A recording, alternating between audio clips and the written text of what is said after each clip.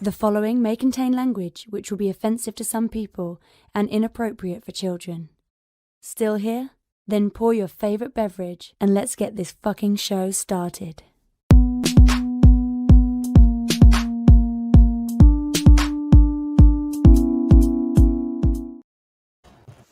Fantastic Forum, assemble. We're back. It's Wednesday, so you know what that means. That means we gotta talk a lot of shit and drink some booze. Oz eating his sriracha on sushi, which is I'm not gonna lie and say that it's not an odd choice. It is an odd choice. I'm not a sriracha on sushi kind of guy for spicy sushi. I'm more of a chili oil guy, but damn it, I'll be damned if it didn't look good. But here we are. We got a spooky show for you because it's October, so spooky season.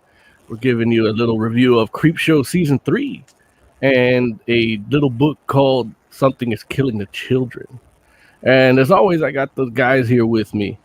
We got Jay up on the right left-hand corner. Hey, what's up?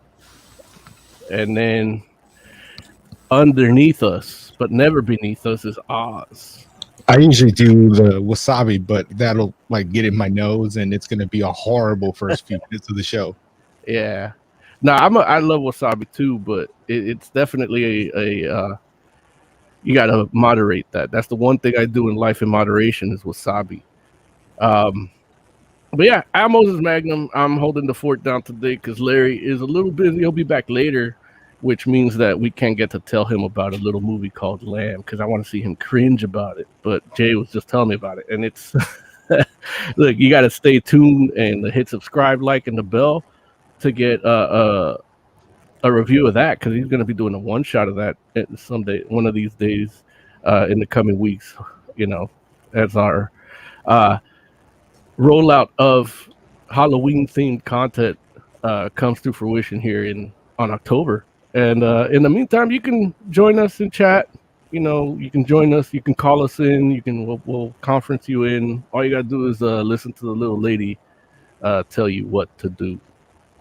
Want to get in on the action? Call Fantastic Forum on Skype and join the fun. Too shy to call in? That's okay. You can join the Discord chat room available at fantasticforum.live. Join the party. You know you want to. Yeah. Aside from that, I mean, just pour your drink and sit back and enjoy what we got to say about these scary things, and some are scarier than others. But before we get into the scary thing, Jay, man, before we went on live, man, you told us you went back and read that Green Lantern story we were talking about last week. Right, the story where Jessica Cruz, powerless, takes on 3 Yellow Lanterns. And I know there was a little bit of confusion about how enjoyable it would be. I know Oz was having trouble recalling exactly the where-ins and whats. And I went back and I read it, and it was amazing.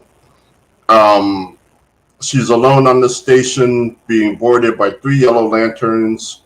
She starts laying these traps and deceptions, taking out the first 2, then basically just gets into a fist fight with the Drac, and she grabs the lantern and knocks her ass out with it, the Yellow Lantern, and that's when she gets the call to be a Yellow Lantern, and it is an amazing story, so great, so fun, and of course the internal dialogue of her talking about how she's working through her fears, and it's just great. An amazing story. It sounds it, man. I know reading that one annual that we read reviewed last week, you know, you can check in our archive for that. It just seemed like it'd be a cool moment to see that happening, but the aftermath was just so cool that for me, I was like, man, I would like to see that, but if it's just happened, you know, I'm not gonna go search for it. But how you're describing it and how you got Oz described it last week, man, that's we might all start putting that shit on our pull list. Yeah, and that's a story that should have been its own book, and for some reason it's it felt like a backup story on the Future State book. That's why I forgot like where I read it. I remember it was. I remember they were doing like multiple stories in different books, but all I remembered was that Jon Stewart story that's at the beginning, because that's the one that keeps going on into the regular run, and I could not remember like which books. I thought it was spread over 2 books. I remember it was being a really good story and it felt complete.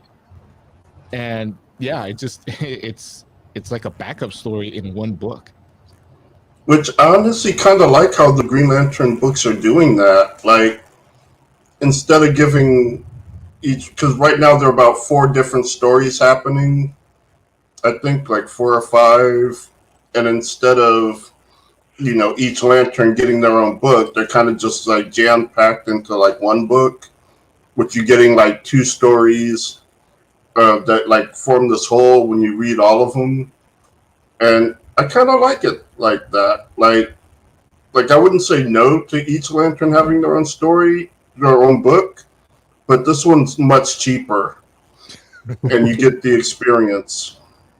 Yeah, and then you just get like the annual that was just Jessica Cruz, and that whole book, that whole story was amazing.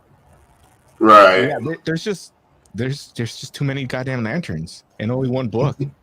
Remember after what was it? It was after New 52. I think it was after Blackest Night. There was like 4 or 5 lantern books, and each book had 2 different characters. Hell, even the Red Lanterns had their own book. Yeah. So there was just a lot of stuff. But yeah, specifically with the Green Lanterns, there was at least like three books. There's Green Lantern, which was like the main guys. Green Lanterns, which was Jessica Cruz and Baz, and then Rayner had his own. I forget the name of the book, but it was him on his journey to become the White Lantern. Wasn't that New Guardians? Yeah, that sounds right. Yeah. Oh, because he discovers a hidden batch of Guardians that were like hanging out in a comet or something. The ones that fought the Manhunters, right? Is that what it was? They replaced the Lantern. They replaced the Guardians that were killed after Blackest Night. Okay. And like one of them had like steampunk goggles, and yeah, that's where. Whatever happened to those guys? I think they're the current Guardians. I think they're just more into their job. Okay. Because there was male and female Guardians among them, and now when you see the Guardians in the current book, we don't know that. We know there's that, and plus maybe something else. Well, I mean, they're billions of years old, so whatever they are. Some have boobs, some didn't, and the ones that didn't have boobs tend to go bald. That doesn't mean anything. Yeah, that doesn't mean there's bald female Guardians too. Yeah, they're blue and they're new. Get used to it. They become a-holes like the people they replaced, and so become whatever part of the or the alphabet instead of the spectrum in this case, whatever part of the alphabet they land on, they become douches, just like everybody else. Speaking of the alphabet and where people fall into it, you guys hear that thing about Superboy? I did. I did hear that. Confirmed by. He was like hanging out with some pink-haired dude, I think.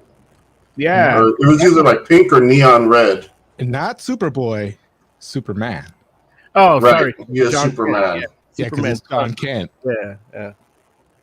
Yeah, that's right. And but I mean, technically, he's another species, at least half, right? Yeah. Is he? Yeah, well, he's half Kryptonian. Half Kryptonian. Yeah, so he's like, I mean, he's already like pansexual, technically. Like, it was less weird with Jonathan Kent because he's such a new character than when they try to do it with Tim Drake. Yeah, but I mean, go ahead, Jay. Like, it's like as far as Tim Drake is concerned, it, I don't know, it didn't feel weird to me, but well, I mean, it did, but not because of that, but just because I love that couple, like him and Stephanie.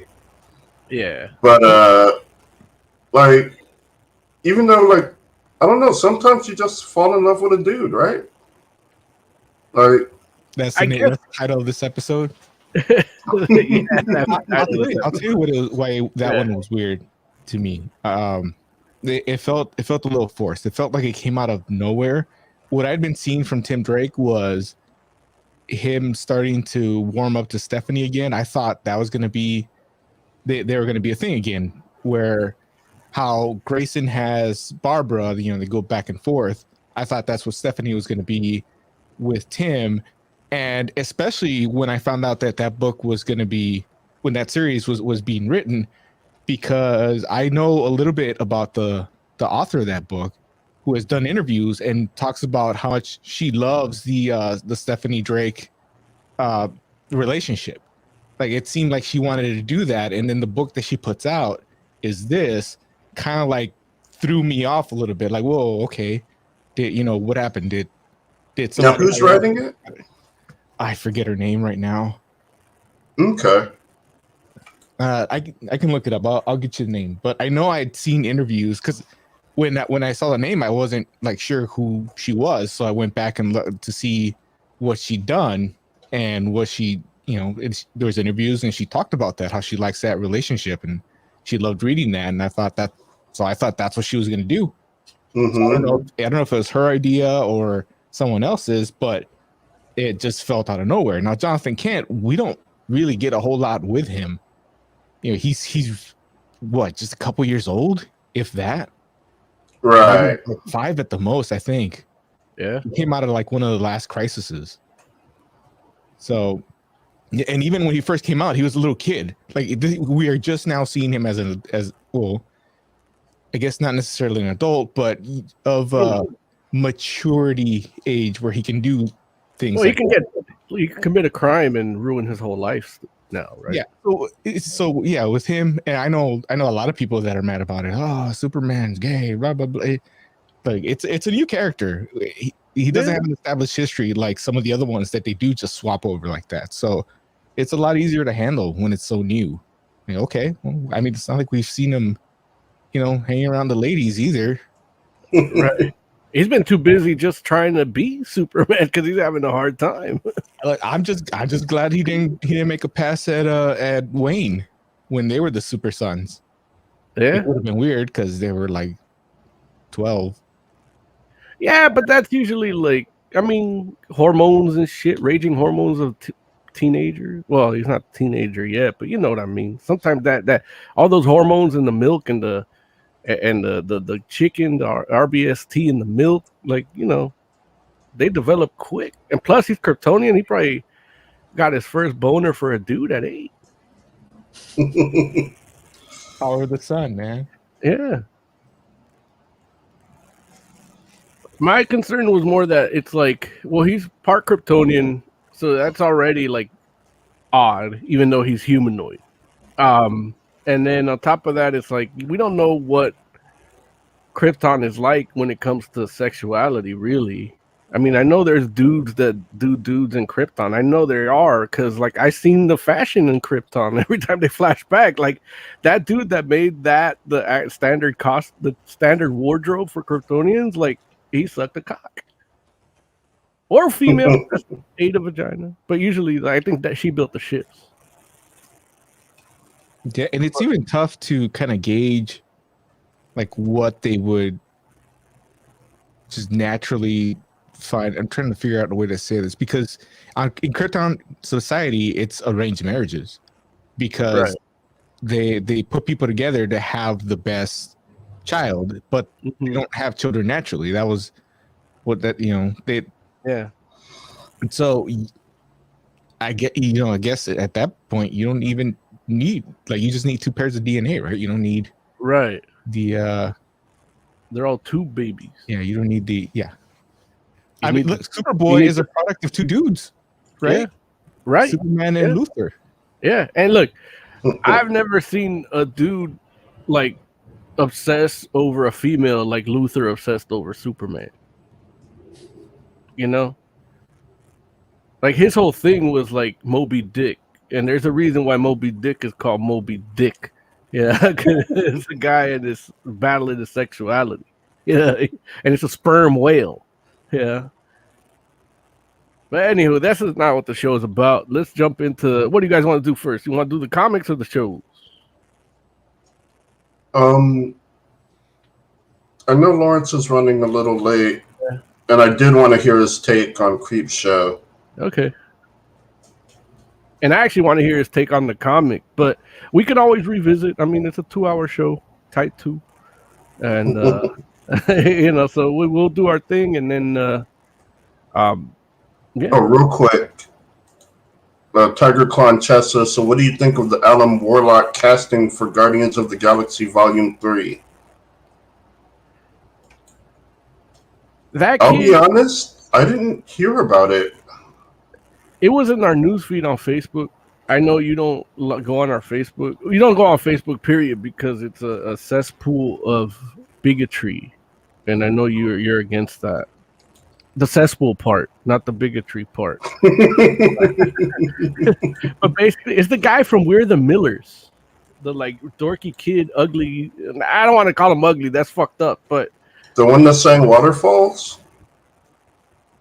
I don't even remember that part, but it could be the kid in the meme where people talk about them getting paid, and he's like, "You guys get paid?" Yeah, right. Yeah, it's that guy, and you know, Adam Warlock is an Adonis.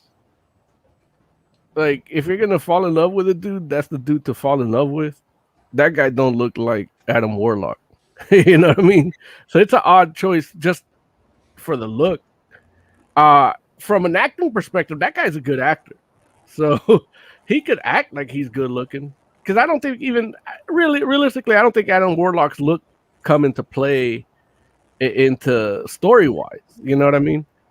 I think it's just comic book guys drawing dudes how ideally we would like to see ourselves. Yeah. And that put me as the comic book dude, because the only thing separating me from the dude that drew him is talent. But I'm sure he read comics like I did in high school. So but yeah, so that it's a weird casting choice just from the look point, but I think from the performance point, I think he could be all right. Now, I am concerned that what's his face? Gunn said that they weren't gonna do Adam Warlock at all. Like all those teasers, and he said, "Look, I've never seen him look like that." Yeah, I was gonna say, if he hits the gym, he looks like, you know, like if Thor and Doctor Strange kind of got it on. Yeah, and the dude from the Flash was in on it too. Was it Grant Gustin? Yeah. Yeah, look, I've never seen him look like that. Look, I stand corrected. He could be Adam Warlock. Yeah. Yeah. Like, he could fuck Jonathan Kent.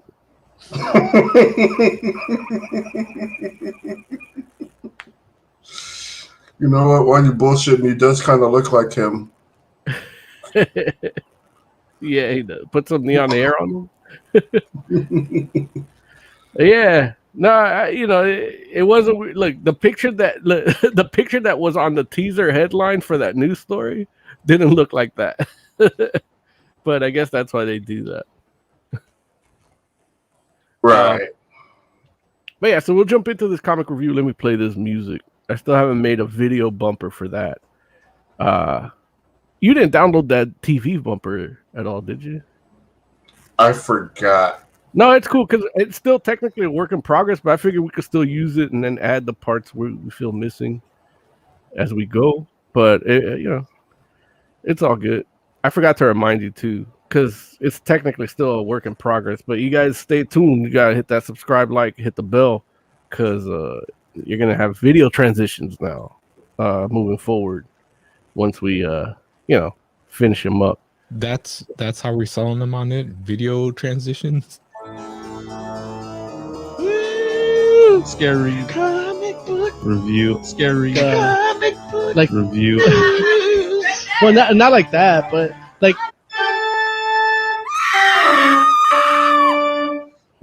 people like behind the scenes shit. Oz, you'd be surprised. They like that. Okay. But yeah, Something is Killing the Children. Something is Killing the Children is a book from Boom Studios, and it's a story about a particular case of monsters eating children, and the hunter that comes to town to kill them. The monsters, that is, not the children. But throughout this series so far, you explore what creates these monsters, what creates these hunters, and basically, like it's a study almost in fear, and how fear affects things, and how what you can do when you overcome it. That's what I get out of this book, and it's written by James Tynion, which we talked about, his Department of Truth, which the concept in here and the concept in Department of Truth, they kind of overlap, and I'm kind of happy to see that in the sense, because it's like, okay, this he's thinking on a certain wavelength that I like, and so now I need to read more James Tynion books, even his DC shit. But it is drawn by Werther von Ederle. I fucked up. I totally spaced out. I looked it up twice because I did a one shot on Enter the House of Slaughter, which you can get. It should be premiering on our channel here in about an hour and a half. But yeah, those two together are doing a kick-ass job in bringing you this story, and it's just done in the way. Well, look, I'll get to that. Initial review from my end, little 20-second bumper review, promo review is, shit goes bump in the night, and they kill it, but you need something that bumps harder, and that's what you get in this book. Jay, man, tell me a little bit about what you thought of the synopsis of what you thought of Something is Killing the Children. Okay, so the first arc is about this kid and his friends are kind of hanging out doing slumber party shit. One of them makes a dare, and eventually only one of them is left alive. And so this hunter comes, and she's basically trying to kill the monster. Like, she believes him, or what he's like. He hasn't told people everything because they're not going to believe in monsters.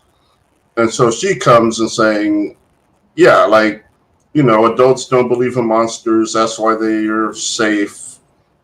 Kids do believe, and that's why they're in danger. And she's here to, like, put it down. And, they work together. They investigate. They search. All the while, the townspeople are being assholes, and the police are being clueless, and one guy ends up shooting a kid, and then they just forgive him, like it's okay. It's like, which I hate. I hate when people do that. Like, you be an asshole, and then you do something fucked up, and then everyone's like, oh, it's fine. You didn't realize there were monsters. And it's like, no, it's not fine. You fucking shot a kid. Like, that's some fucked up shit.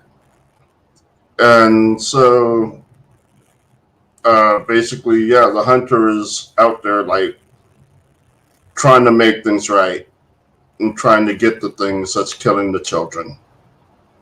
And it's good. Like, I love the feel of this story. Like, it's a very kind of classic horror, childhood horror feel to it. Um, it's really good. I know in the first arc they introduce a bunch of things without explaining. Like there's a stuffed animal that gives advice, and there's a council, and yeah, like it's good. I'm definitely looking forward to like seeing how this world fleshes out. Yeah. Look, good luck with that, G. I hope one day you get that. Right. Oz, man, you read this, right? You guys are talking about like arcs and this. I read like a couple of issues. That's fine, but the first like 3 or so. No, like the most current. Oh shit. Okay, so what issues did you read? I think most current. What is it like? 17, 18, no, 18, 19, and 20. I think they're on 20. Okay, yeah, that's the dude. I am so Right. mad at you. Why didn't you start at the beginning? Because I saw there were 20 books, and I'm like, I don't have time to read 20 books. No, we're only. You were only supposed to read the first 6. I didn't know Yeah. what we were supposed to read. I just know the title. I'm like, okay, well, I've heard of this book. I mean, I'll check it out. Yeah. And, Well, so- dude, here I want like because I did the one shot for Enter the House of Slaughter, and that I hadn't read anything, and I read that, and that actually takes place during the first 6 issues of the first issue takes place, I think, during the first 4 issues of Something Is Killing the Children, and I have no idea what's going on, and it's like. Joe, basically, like what you saw the conversation she had on the phone, I saw the stuff on the other side of the phone. Oh, nice. Yeah, it actually like as good as as much as I enjoyed Enter the House of Slaughter, like I didn't realize how great it was until I read the first 6 issues of this. But Oz, I say all this to say that, like, how do you feel reading those last 3 books? Because those are more current ones. am I spoiling anything? Are you guys there?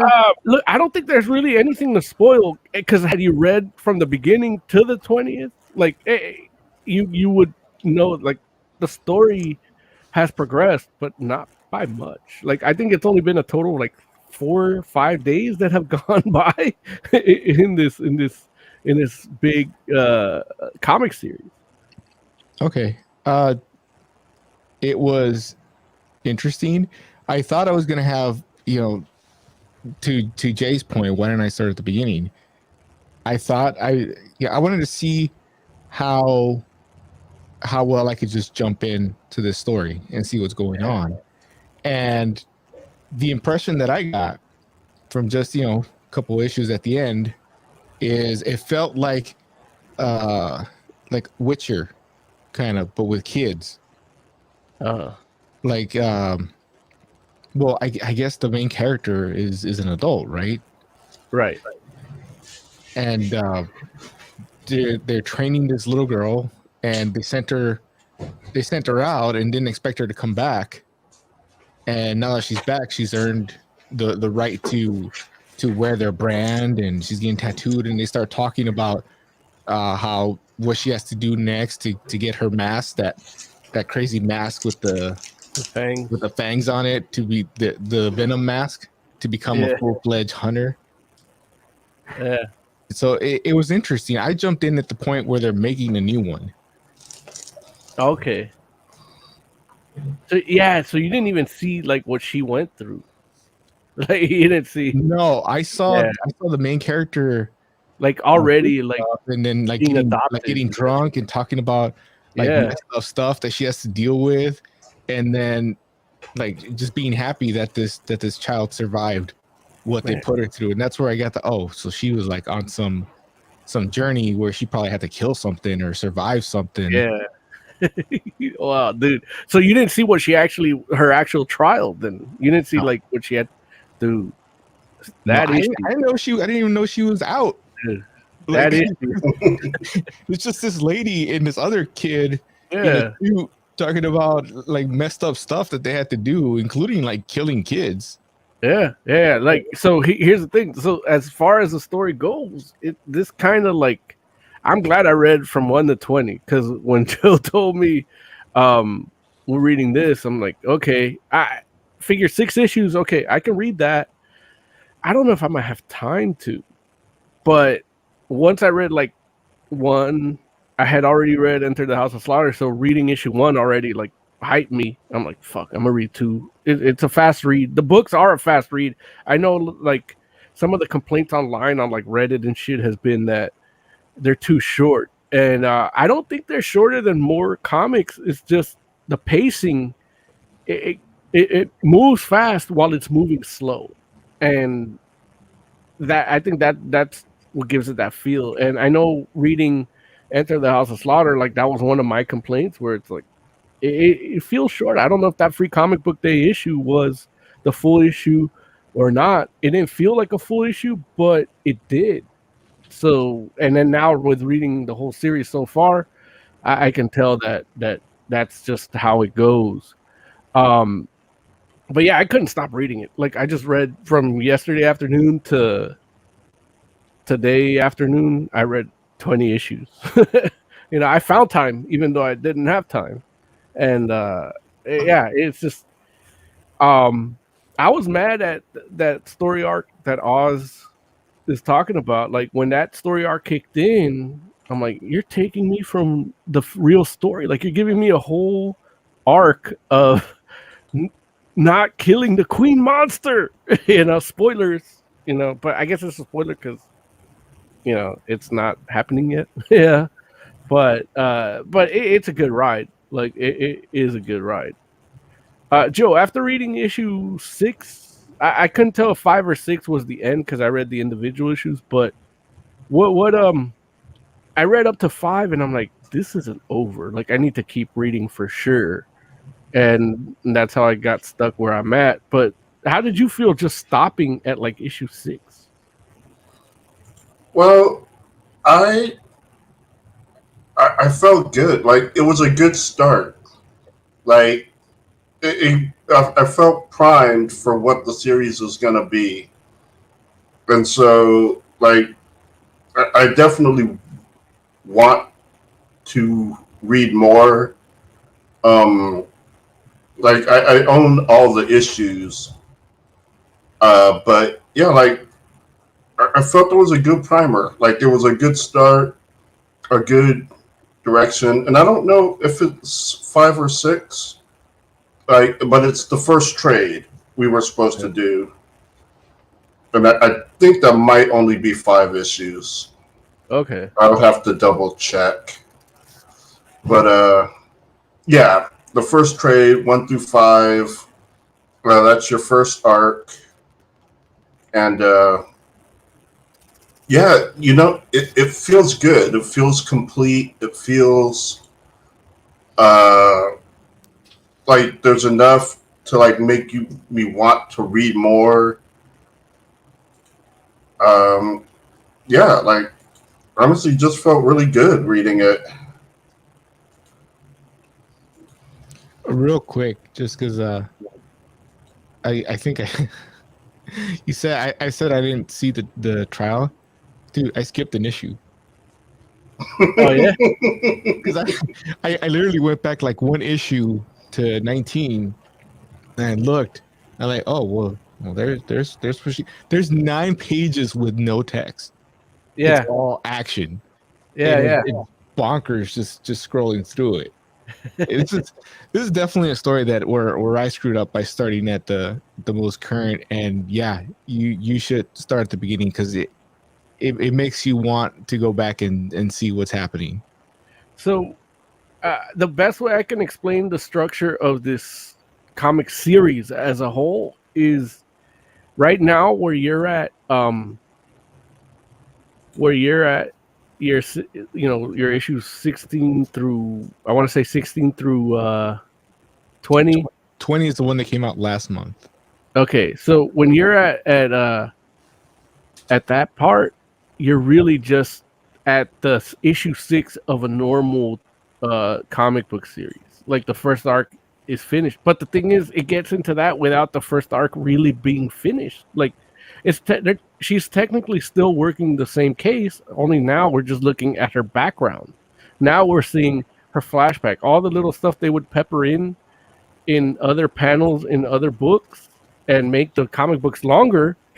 They took out and just gave you a whole arc in between her solving this monster hunt.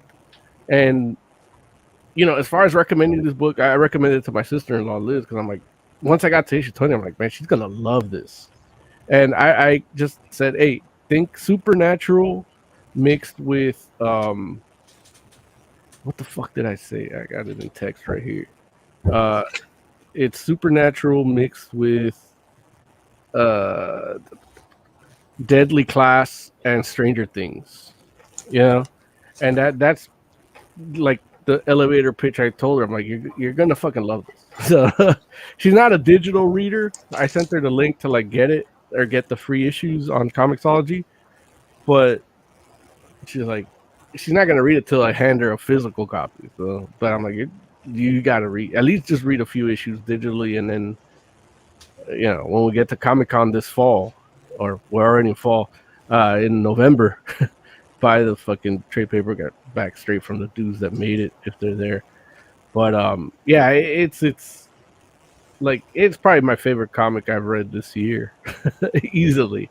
Part of it is just the art, and this is like right up my alley. The art just flows with the storytelling. Everything just fits, and that's as much as I can really say about it, because it's just, there's nothing to really critique on my end. But Oz, man, what did you think of the art so far? I liked it. Normally, because it's not like highly detailed, really complicated art. It's simplistic. But it looks kind of dirty. Like there's like paint splatters, but not necessarily blood splatters. It's just the way it's done, and it's like really rough looking in some places. But because what the story is, it fits. So yeah, it's great. It sets the mood to the story that they're telling. I'm a art snob, but you don't have to have high detailed, photorealistic, amazing artists to tell a story. You just need to set the mood, and that's what this does, and does it well. Yeah. Now, I guess I have a question for you guys, because I definitely want to go back and read the rest. How do you guys feel knowing that this is coming to Netflix? Oh, it's already coming to Netflix? That was gonna be my I was gonna comment on the TV adaptation hypothetical when I gave the 5-star review, but it's so good that I can't wait till somebody shits on it for TV. The story came out in July that they're gonna develop this for Netflix. Okay, so they're probably writing it and kind of putting on stuff together. We probably won't see it till like the end of 22, maybe early 23, depending on how many effects they want to do. Which have a giant spiritual squid monster. I think that would take some time. Although it's not a very complex looking squid monster. So hey, you never know. But here's the thing: this is where the simplicity of what it is leads it to be it could be a really good adaptation about this, watching it in motion, but it leaves too much to interpret from whoever the fuck decides this is gonna get me my award, and that's what would fuck up the TV adaptation. So it leaves enough for that person to fuck it up, partly because each issue reads fast, it's short, and it's like, okay, what's the pacing? We're at issue 20. You can get to issue 20 on a TV show in 4 episodes. And if you want to get creative and add your own thing, there's not enough comics to make a 12-episode season out. So they're gonna fuck it up. It was hypothetical when I was gonna do my thing later in the segment. Oh, I can't wait till somebody fucks it up. Like, now I'm mad that they're actually gonna fuck it up. Well, the good news is, I guess, Uh-oh. I've never seen it. I've never seen this, but the people making it for Netflix are the people that made The Haunting of Hill House, which apparently is popular. Oh, they're I've great. never seen it. Those shows, those are great. But well, the first one is really good. The second one is good, but it's not as good. But Jay, man, what I have two questions for you. What do you think of the art first? The art, I like it. Yeah, Like, it's cool. Like, yeah, like it's definitely great with the tone. It fits. Like, I enjoy the art. cool. What about this news that we're getting that it's coming to Netflix? I mean, I I'm not a fan of Netflix doing stuff. Like, I'm not anti them doing stuff, Yeah, but I'm not a fan of them doing stuff either. Like, sometimes they do stuff and it's great. Sometimes they do stuff and it's not so great. It's uh, like Death Note was terrible. yeah, Um, Cowboy Bebop looks like it's gonna be good, but there's no Edward.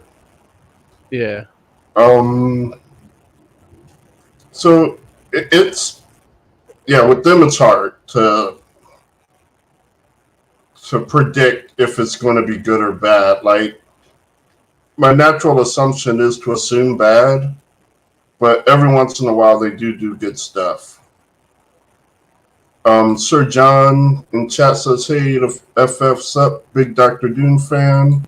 What's up, man? And Netflix can't do an adaptation to save its life.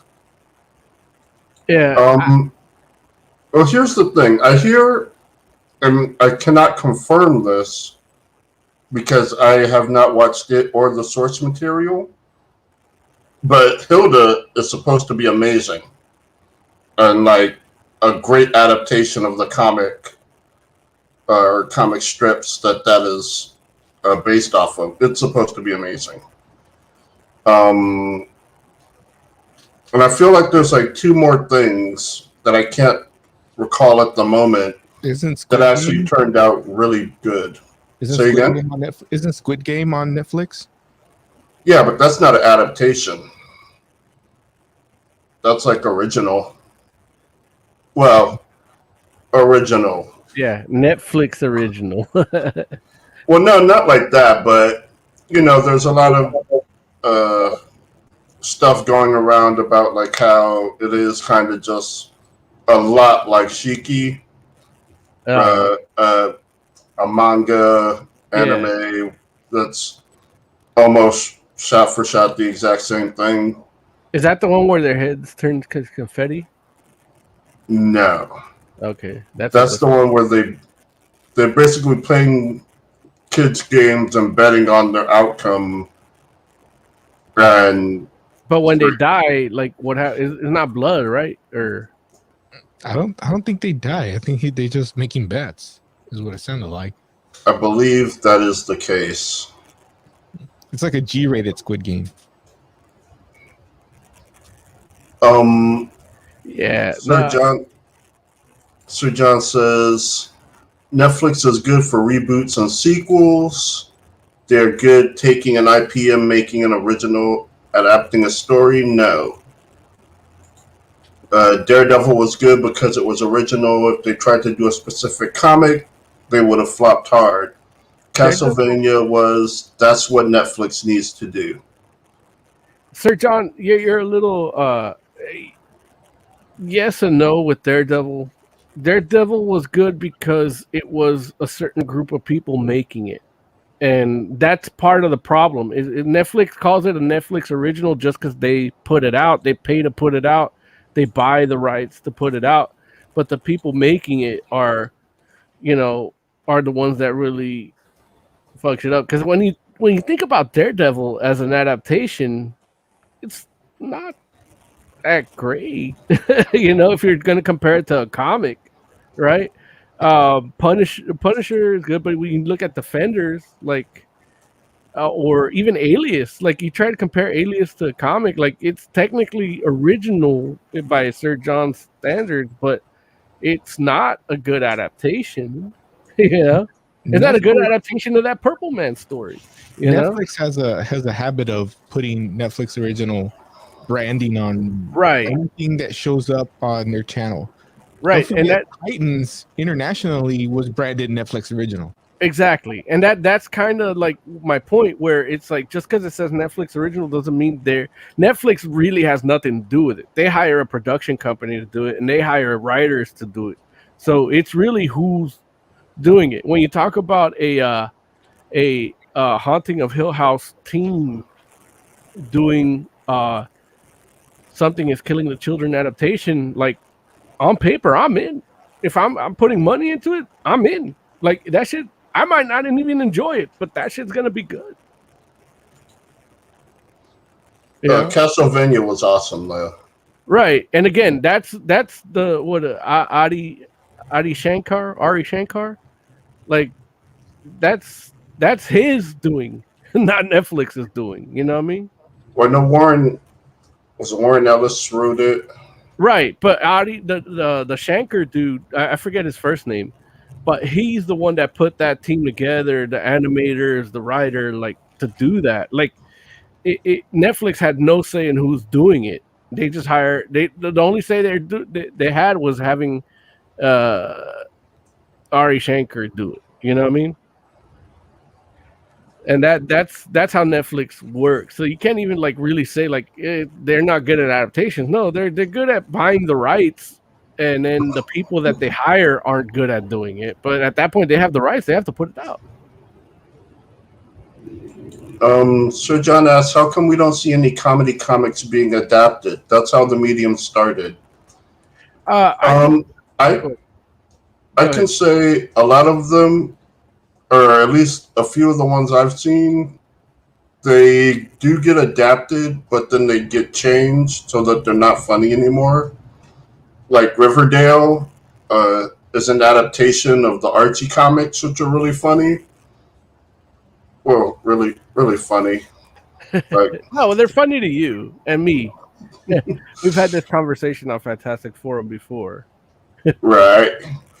But then when they adapted it, they made it all super edgy and yeah. Speaking of, if I could, like, is anyone reading Big Ethel Energy? No.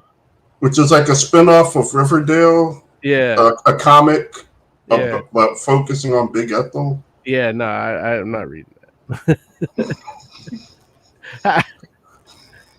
I wouldn't do anything to Big Ethel. Not read it, not look at it, not take it out on a date. Like, but I don't know. I'm kind of interested.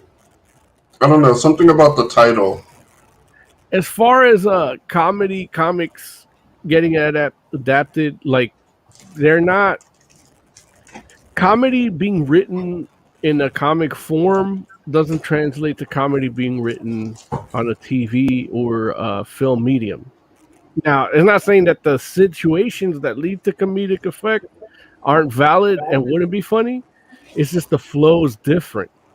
So you can't, you if you do a sitcom, like it's easier to get something that isn't supposed to be a comedy and making it funny than it is something that's supposed to be funny as a comic and making it funny on TV. Like you can turn us like. You could even adapt a TV show. Like if somebody really wanted to, they could adapt The Sopranos into a half-hour sitcom. Like you could do that just by editing and adding laugh track. It's easy because it's that's an easy thing to do. Comedy on paper in comics doesn't work the same way comedy works on the screen, and it's not the same way the comedy works on the stage. Like if you go to see either a stand-up or even a funny play. A funny play would be closer to a TV show, but when it comes to movies, it's harder to do. Like it's more effort than it's worth, really. A lot of like even the genre of comedy comics isn't that prominent in comics today as it was, in the 40s. In the 40s, there was just a medium that everybody used. Now it's just a medium that, what, 20% of the population use. Yeah. So that's why you don't get comedy adaptation. The end. When he said comedy adaptations, I was thinking, is he talking about funnies? Like, that's how comics started, right? The funnies. There's Right. a Marmaduke movie that just came out. Mm-hmm. Wait, what movie? Marmaduke? Is that his name? The big red dog? Yeah. Yeah, Well, no. Clifford. No, Clifford. Marmaduke is a big red dog, but Clifford is the big red dog. Yeah, Okay. and the movie that just came out, I think, was a Clifford movie. Yeah, it's whichever one. Like the dog is like 30 feet tall or whatever. Yeah. Also, Addams Family was a comic. Started out as a comic. Right. Strip. And again, that went to a sitcom, but the comic strip. I mean, did you ever read any of the? Yeah. No, way before my time.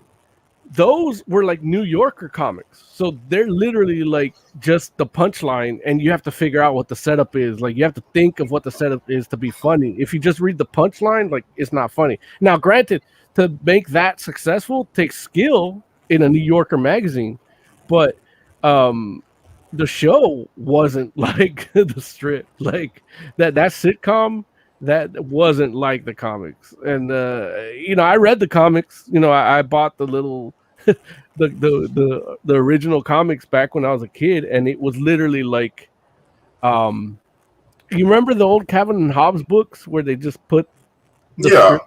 It was like that, but each page, it was like a square, and each page was just that little section of the New Yorker with no setup. It was just all punchline. And as a kid, I'm like, and then as I got older, like, I went back and read them digitally, and then it's funny, but the show is nothing like the comic strips. Like, technically, the show is a bad adaptation of the comic. All right, so I think we should jump into the ratings for Something Is Killing the Children. J-Man, what do you give this? I think I would give it a 5. Like, there's nothing wrong with it. To my recollection, like, I enjoy the story, the characters, except for that one asshole. The art, the situation. At least during this first arc, like, I'm really enjoying it. I'm looking forward to finishing it. Cool. Oz, what do you give it, man? 4.5. I have to wait till they come up with the Netflix version so I can see what the bad parts were that they had to take out and change to make better. But no, it's good. Look, any book where I jump in at the current wherever it's at and makes me want to go back and start over, it's obviously a good story. It's decent art. It's good. It's worth picking up. For me, it's an easy. This is probably the easiest 5 out of 5 I've ever given on Fantastic Four.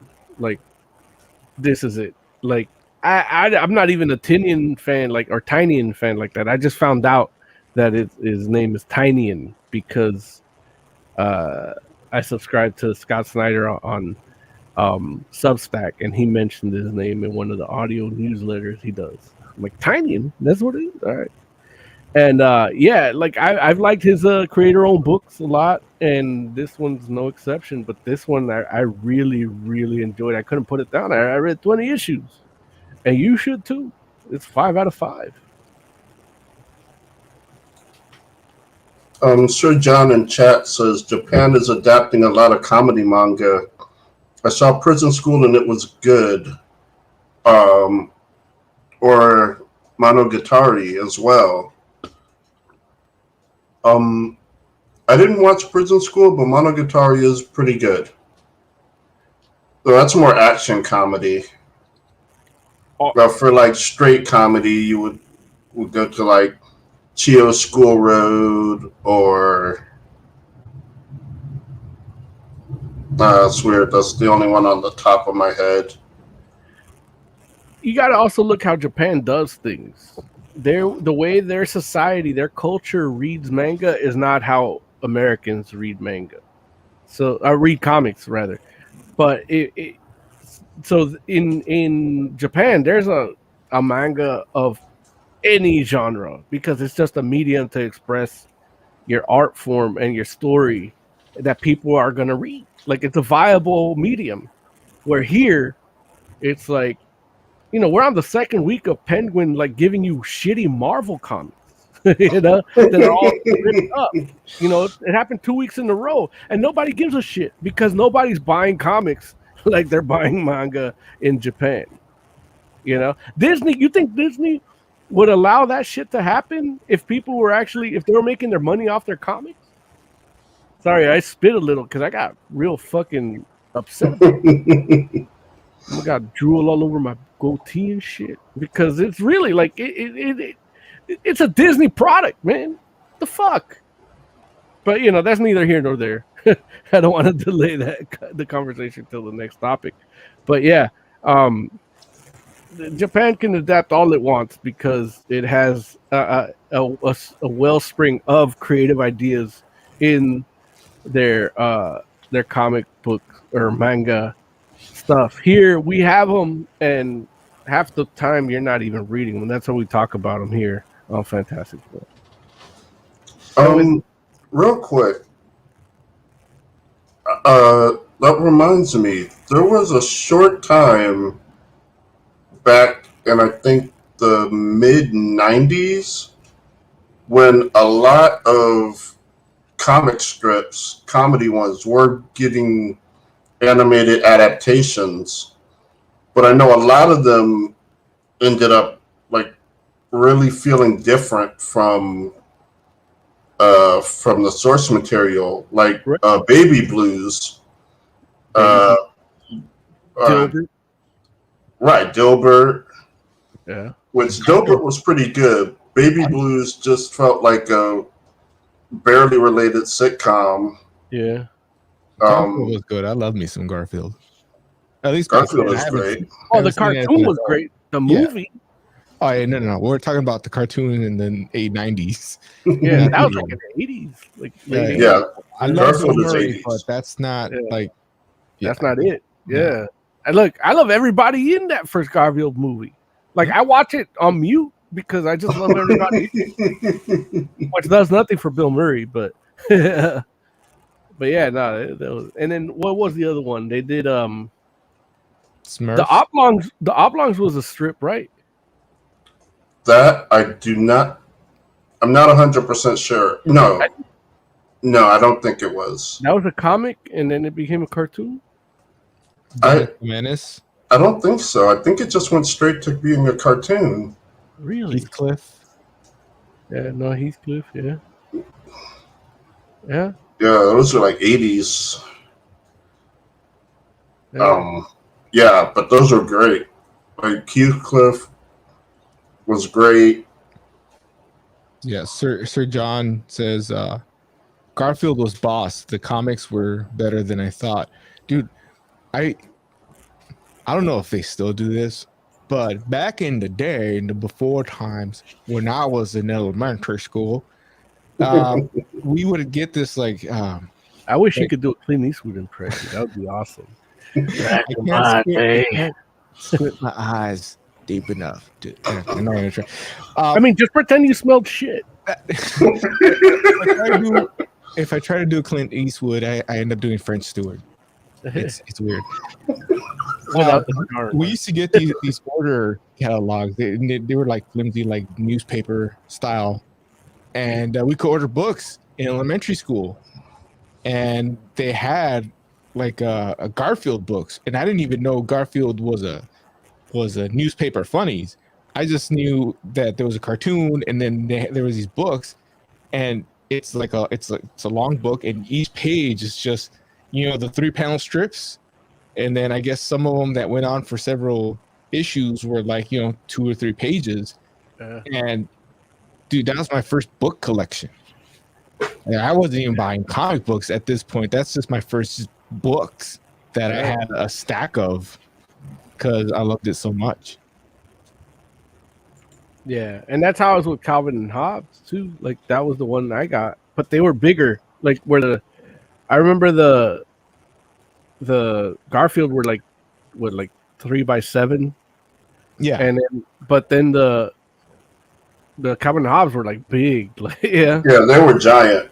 yeah, which was good because like it's just strips, but when you talk about them being serialized, like I remember reading in the newspaper the funnies, and they weren't serialized. Like they didn't feel serialized, and I'm like, oh man, there's a line through the story here.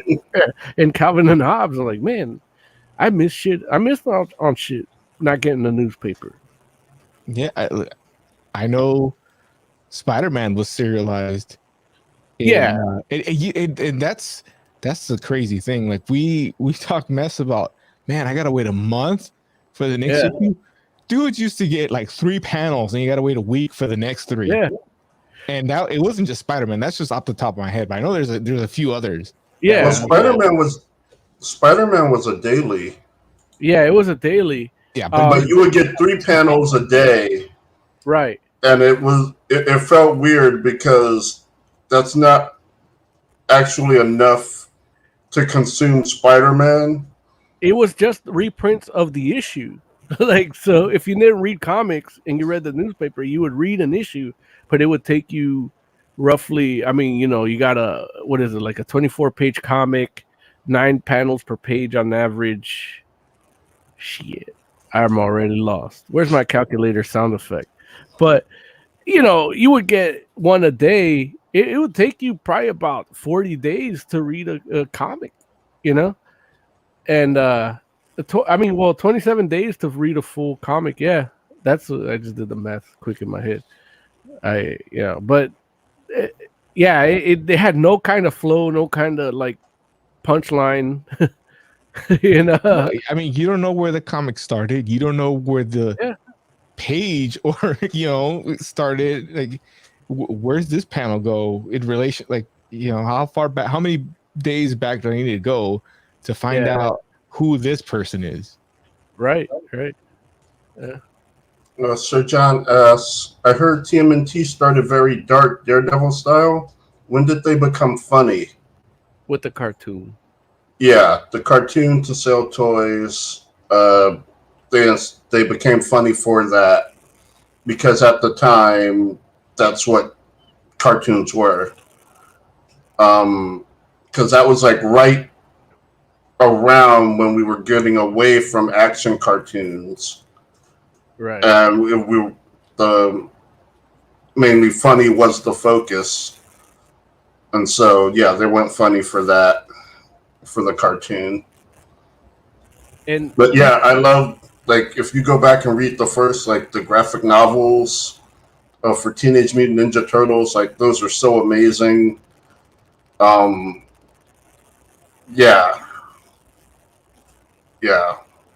didn't even eat pizza in the comics. They didn't eat pizza till the cartoon.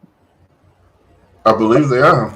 Yeah, because they Domino's and Pizza Hut said, "Hey, we got to buy commercials. You got to not only do we want commercials, we want these kids to want pizza." So they're like, with the Ninja Turtles eating pizza, the commercials became more valuable because they're already like watching them eat pizza. Yeah, so it's which brand are you going to associate with the Ninja Turtles?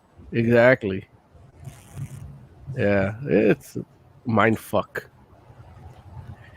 But yeah. So shall we move on? Yeah, let's do the. I'll do the scary movie review. That's the one that fits right now.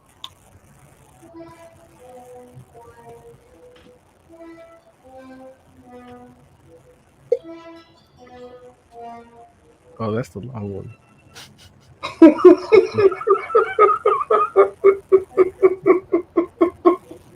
I'm telling you, it's a work in progress. Here, I got one. Wait.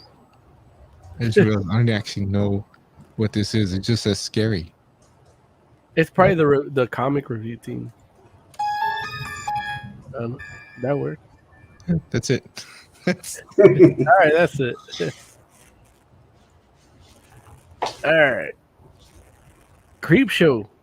Creepshow is a I don't even know what to call it because it's not like a reboot of like the movies. It's almost a continuation. They got the rights to it and they do an anthology horror movie series on Shudder, and they were so kind to give us access to watch it and review it. So you're gonna get that today. We're doing season 3, right? Oz, you saw season 3? No. No, you didn't get the Season promo 3 code? had one episode when I looked at it. Yeah. So I looked at the episode right before. I guess. Well, you probably seen it if I describe it. It's the one where the dude puts himself in a horror movie. So it's the last episode in season 2 that you Yeah. saw. Okay, but you didn't watch the season 3 episode at all? No. No. Well, look, why don't you tell us what you thought about that? Hey, put the camera on. There we go. Yeah. Okay, whatever. I didn't really want the camera on me. I just okay. No, I liked it. Look, I've always liked Tales from the Crypt, Outer Limits, all that kind of anthology stuff, and especially when it's done well. And the episode that I saw, I forget the name of it, but like I said, it's about a guy that builds a virtual reality machine that actually puts him in the movie where he's interacting with the characters in it, and they actually used an old movie with Cushing's in it, and what's homeboy's name, Saruman. Oh yeah, Peter Cushing and Christopher Lee. Yeah, and Christopher Lee. It's one of the Dracula movies, right? Yeah, and so he's there like, holy crap, you're Christopher Lee, blah blah blah, and he's a dude, he's married, and that was like a big movie for him when he was a kid, and he had a huge crush on the female lead, so obviously like that's why he wants to go back and bang that chick. It wasn't scary at all. It's the thing. It was just entertaining, and I liked it. I enjoyed it. I'm not complaining about it, but I went into this thinking, okay, this is gonna be horror stories, and it wasn't. At least not this one. It's not scary at all. It's a little bit weird. Definitely what he was doing was creepy, but it was more about his relationship with his wife while this is going on. That was kind of interesting, in how this technology that he developed affected his marriage. Real quick, sorry. Sir John is in peace. I'm out to work at 6 o'clock in Greece. Much love. Thank you, Sir John, for tuning in. We appreciate you stopping by. Yeah, thank you, and thank you for your input. It really added to our conversation, even things we didn't plan on talking about. But thank you. We'll see you next time. Okay, so it was just entertaining. You guys have seen more episodes of this series than I have, so maybe there's some scary ones in there, but they don't all have to be scary. Tales from the Crypt was the same thing. They were just fun stories that had some horror aspect to it. It was always like a weird twist to it's the irony. world. Yeah, again, like Outer Limits, like I keep saying this because I keep forgetting the name of the one that I feel started it all. The one with Twilight Zone. Yeah, I don't know why that name. I thought of everything else but that. But yeah, that I like those kind of anthology shows, and that's what this felt like. Now, the Creepshow implies that it should be more horror themed stuff, and there was technically a horror movie in the one I saw, but you guys have seen more of it, so you can probably talk better on that. Joe, man. what have you seen? Yeah, since now we're going into different seasons. I've watched all of season 1, some of season 2, and the first episode of season 3. So I kind of have a good sense of it. But Joe, so far, what's your sense of it? Well, I watched season 1 and the first 2 episodes of season 3, and yeah, it's just a fun show. Uh, horror themed, but not scary. Uh, Murder, mayhem. For the most part, bad guys getting their due. A couple times, innocent people get their due too. Yeah, It's classic horror stuff. Potter. But yeah, like mostly it's just fun, entertaining stories. Um, so far, my favorite story is a season 1 story called "The House of the Head," and in it, this little girl has a dollhouse, and one day she finds a head in it, and it's terrifying the doll family that's in the house, and so she keeps buying like dolls to try and help them fight the head. And it's not scary at all, but it's just really fun, like seeing her trying to help this doll family out. Yeah, it's just a fun episode. Man, I watched the wrong House of Head. Totally different. I mean, I watched it, but hey, not one woman in that thing. Huh? Nah, in watching it, it definitely feels more like a Twilight Zone than something scary. But I mean, in our age, living through different eras of horror evolution and genre, there's things that are meant to scare you, and then there's things that just kind of creep you out for a little bit, and then there's kind of things that just appeal to your desire for creepy shit. And I think that's where Creepshow feels like falls into that. It really has the Twilight Zone aspect, the irony, and it's kind of where like some of the comics that we read that are like horror comics aren't really that much, that they're kind of make you laugh a little bit, when you read Creepy or Tales from the Crypt. They're almost funny in a sense, and I think that's where this series shines, where they can give you a little bit of all that. Like it actually makes you feel like you're reading one of those old EC comics, and that's where the movie was, because it's like we have in the original movie they had that scene with the one where Stephen King was in it, and he was the farmer, and the meteor hit and it got all crazy.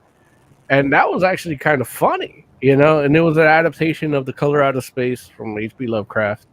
And they actually made a movie. It's on Shudder. You should check it out. We reviewed it here too, but I don't think we did a video version of that with Nicolas Cage. And it's on Shudder. But yeah, so they do a little bit of everything. And I really do like that it feels like you're reading one of these comics. And the transitions are all comic theme, horror comic theme. The only thing I wish is the narration, like the bumper narration that Tales from the Crypt had. I wish this had. And I know with Creepshow that's not a thing, but they actually have something for you to read.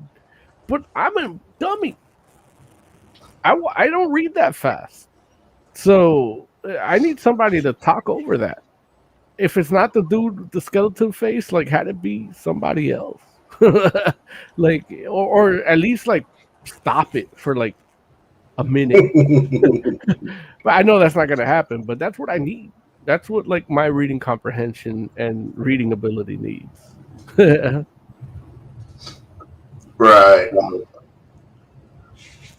In season 3, Joe, man, there was 2 stories. We had the one with the queen bee, and that one was a weird one, and then we had the one called Mums. Which of those 2 did you like better? huh. Like, I don't know which one I like better. Like, I like Mums because the kid killed everyone, Yeah. which I'm a fan of. Yeah. But I feel like the Killer Queen one made me think. It made me think more Yeah. because it's hard for me to imagine millennials caring whether they accidentally killed someone or not.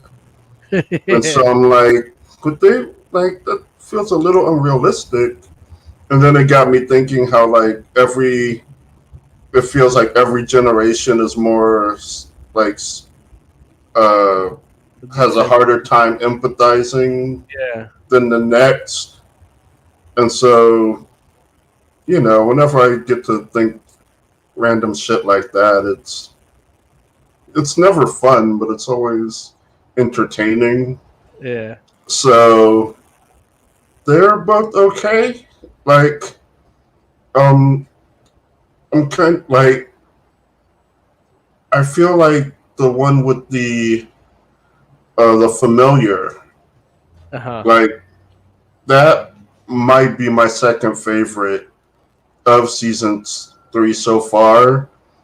Okay. I haven't got Um, it yet, but okay, yeah, the punchline is great.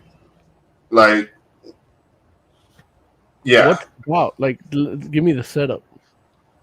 So this guy and his girlfriend, they're like going to they're drunk, hanging out.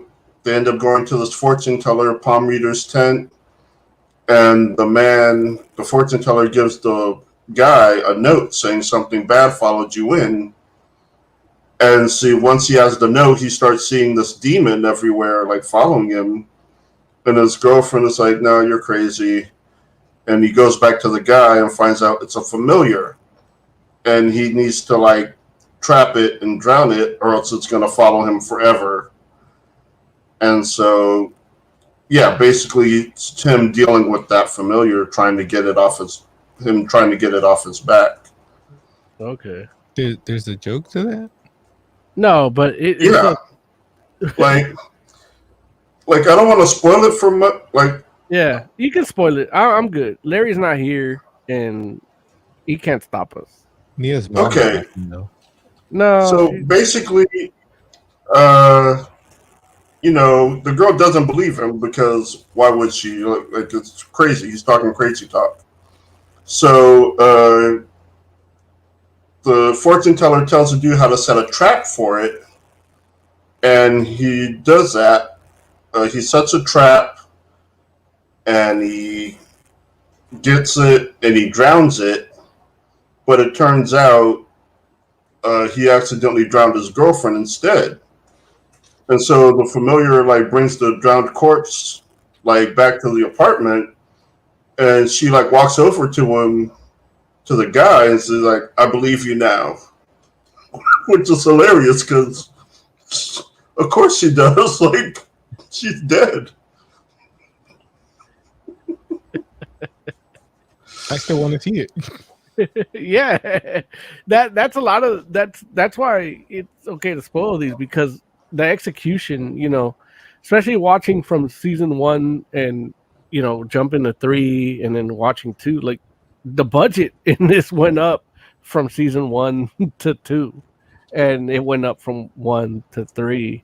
So the special effects get better and better, but some of them they just keep practical and corny because that's just part of the feel. And Mm-hmm. it's cool to see them like have it, like leave it there that way instead of just giving you something that's totally CGI. It just adds some, like when we talk about that Queen Bee episode, like having her just be on the wall, giant like prosthetic wasp, pregnant Yeah, woman, I like I got to admit, I kept staring at it yeah, because you would expect it to be CGI, yeah, but it's not. And it's like I'm looking at it, it's like, man, that looks yeah, really good. Like, yeah, I'm so glad they went practical. yeah. And not only did they go practical, but they actually made it look really good. Really good. Like usually when they go practical and they don't look good, they do like it's shaky cam, or it looks at it a glimpse and you look away. Like it gives you the victim's perspective where they can't like bear looking at it. But here Right. they just They just give you a good wide angle, steady shot of it screaming and wailing as it's giving birth, and it's like, dude, I'm scared for these kids. Except for the fact that the actual it was very much a millennial segment where it's like, yeah, like the way they kill the everything is just like dumb. You know? Like when they kill the one dude with the defibrillator. Yeah. I'm like, oh, Right. yeah. But it's not as bad as other things I've seen like that. Like I watched a movie called Seance, and it was like dumb. Like somebody got like their throat slit with a broken fluorescent bulb. Mm-hmm. I'm like, that wouldn't work. Yeah. That Not would be that I've hard. done that. Yeah, not that I've done that, but it just I've installed a light before. Right. Those things are not Yeah. like sturdy. Yeah. So she stabbed the dude or the chick like, that's my revenge. And then she's like, don't kill me. And then she's like, fuck you. And then it goes like that. And it's like, If you go realistic, it's even creepier because as you're going through the throat, it's like shattering. So you have to like push further and further in till you just have like a little nub at the end. yeah. So you can do it. And Yeah. it's just gonna be messed up, and that would make a better shot, I think. Like, I think if you're gonna kill somebody with a fluorescent light bulb, like you're gonna do the long game. Like you gotta grind it up, feed it to them, and say, yeah, I'm gonna be 60, but I'm gonna laugh at your funeral. Look at Lawrence's face should be the thumbnail for this. Yeah. Hold on. Windows, print screen. Where's my print screen button? I think he's frozen.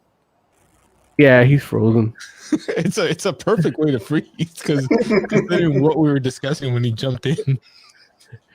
He's frozen because he's Mercury's in retrograde. I was so happy to see Larry, and now he's gone. It's But like now a we have Creepshow episode. now we have that face. Yeah, and I was mad. I got the screenshot of it too. I was on full screen and everything. It's high res.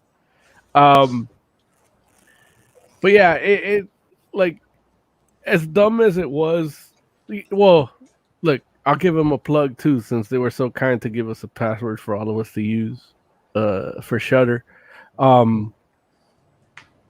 Seance was the movie with the fluorescent light bulb, and it wasn't entirely terrible. They tried to do a lot of things at once, and but it was still, look, logistically, it was still a well shot movie, well lit movie, and I think they tried to make 3 movies into one. But as far as Creepshow goes, so far, Oz, man, what do you give it? Oh, easily a 4. Yeah, it's enjoyable to you. Yeah, I only watched one episode, but it was a good episode, and I'm happy that that's the one I randomly chose. The other thing that bugged me is the before you get to the actual episode and after, where the crypt keeper would talk to you or whatever. Yeah, it was like a bad video game, like a bad first person zombie video game scene. Okay. It was just, I mean, you know what I'm talking about because you've seen it. Yeah. It just, Well, they do different ones for different episodes. Yeah. Well, that's why I say specifically the one that I saw, and it was just weird. And I thought that the show was going to be based around zombies because that's what the scene was before and after. Still, but no, that movie is about a monster. And there's not a single zombie in the whole episode. So I'm watching the whole episode wondering, like, okay, is this device gonna fry his brain and he's gonna be the zombie? And then I was like, well, is the movie that he's in, is that a zombie movie and he's gonna get infected and somehow bring the virus into the real world? And no, it's just a domestic dispute, really, when you get down to it. So, but 4 is still like, dude, watch this TV show. It's on AMC, and It's on AMC. Yeah, because that's where I watched the episode that I did was AMC online. Oh, You went to their site and you can watch. season 2 for sure. I don't know if you can watch season 1, and I don't know the status of season 3, but season 2, the whole thing is there. AMC owns Shudder. Yeah, and they're part of their like if you order like the AMC Plus package, you get Shudder. Okay. Right. So it might be something like where season 3 you have to watch on Shudder, but the old stuff you can watch on their website. Maybe. I don't know. I didn't try. I hate that because I pay for Shudder for the year. I'm like, I don't want my shit anywhere else. I started watching. There's a thing called the Discovery of Witches that's more like this kind of fantasy, vampire, Twilighty thing, and it's well done. It's got good actors, and but it's this thing where it's called the Creator Series, and they actually they interject the creator talking about how they created this, and it's like it's fine, but it takes me out of the moment, and I realize that it's part of the Sundance Channel, and that's when they have commercials. Yeah, so it ruins my experience watching it on Shudder. But regardless of that, I would give Creepshow 5 out of 5. I enjoy watching every. Some are better than others, but I like the series as a whole. So, Jay, what was your experience watching this? Well, what do you give this on a rating of 5? I would give it a 4 out of 5. Overall, I really, really do enjoy it. But like you said, some episodes are definitely not as great as others. But I think overall the experience is really good. I think you do have a point with the creep not narrating, even though he never did that in the movies. Right. But still, I don't know. Like, why make him so prominent if you're not going to have him do anything? Although that one episode where he's like at the end taking a selfie with the skeletons was pretty boss. Yeah. No, those segments are good, period. Whether they're animated or they're the puppet, like they're good.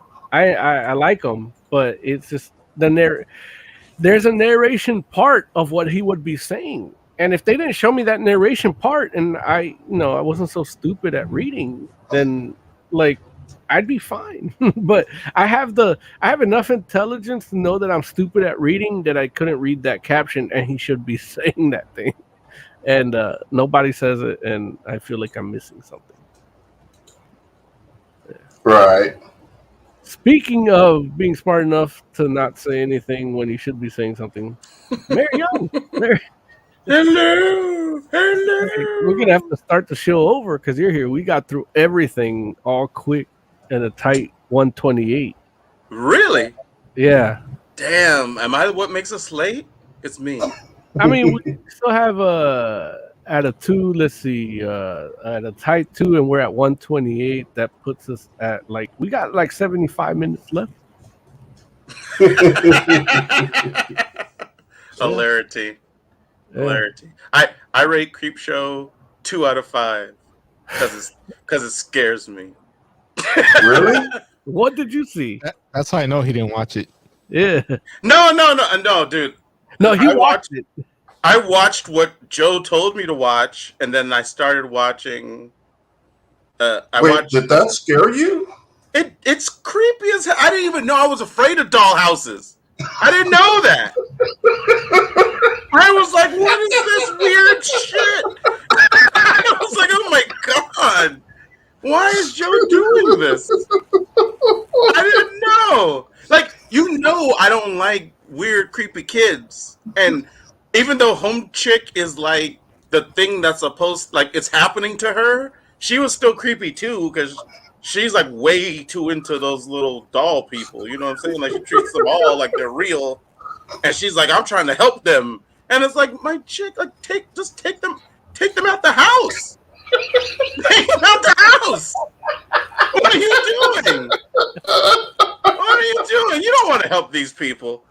You just want to pretend like you want to help these people. Whatever. I don't know. The whole thing tripped me out. I'm just like, I don't know how I'm gonna sleep tonight. I really don't. So 2 out of 5 for me because it's messing up my life. You should have seen the one I watched.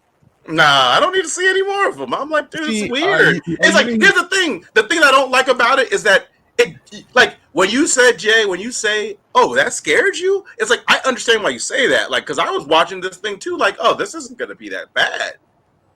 But it's worse than like actual scariness. It's like it's weird, eerie. Like it feels like none of it should be scaring me, but it still does, and that's what bothers me more. You know, where like I feel like none of this should be. Yeah, I don't know. I think that's a Joe Hill story too, by the way. That's a what? Joe Hill, the dude that did Lock and Key. That's who did the Dollhouse one? Yeah, I hate it. He does like I think 2 or 3 a season. I know. I watched the first episode, all of it, because I didn't realize that Jay was telling me to just watch I didn't know it was like like each one is like 2. Mm-hmm. So I watched the first one, which was what was that called? I don't remember. The one with the beer. Gray Matter? Gray Matter. Yeah. I watched Gray Matter first, and then I watched the House of the Head, because House of the Head is it something else that I watched. Yeah, I was waiting. Yeah, he gave that 5 out of 5. Yeah, it's close to 8, really. Wait, 8 and 3/4. and that's the thing that kind of like the first episode I watched with that Gray Matter was weird and eerie, but I think for all intents and purposes I was okay. But friggin' House of the Head or whatever, I was just like, I hate all of this. Like, I don't like this little, like, I don't feel like any of this should scare me, but all of it does. You should watch Man in the Suitcase. No, I don't want to watch any more of anything. Man in the Suitcase. Man in the Suitcase. Joe, I mean. That's a good one. That's a good one. That's just good, period. Like, it's not even scary. It's not creepy. I mean, I guess it could be creepy, but it's not even like, if you're fine with contortionists, you should be fine with that episode. Yeah.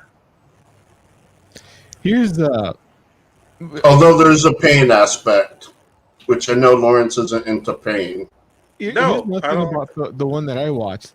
The title of it is Night of the Living Late Show. Where are my goddamn zombies? Not one friggin' zombie in this episode. Lawrence would like. Well, the people watching the TV are the zombies. It's got kind of philosophical, and it's Nicotero's directing it. Yeah, he's the main dude in all of this. Yeah, and that's kind of why the because he's a special effects guy. Like that's where he started doing these props, and that's why The Walking Dead looks so good and shit like that. And this is what he does now. Like, and it's. Like I said, I think that episode is the Lawrence Young episode. It's got Justin Long in it. Yeah. It's, Why is it the Lawrence Young episode? Because it's not scary.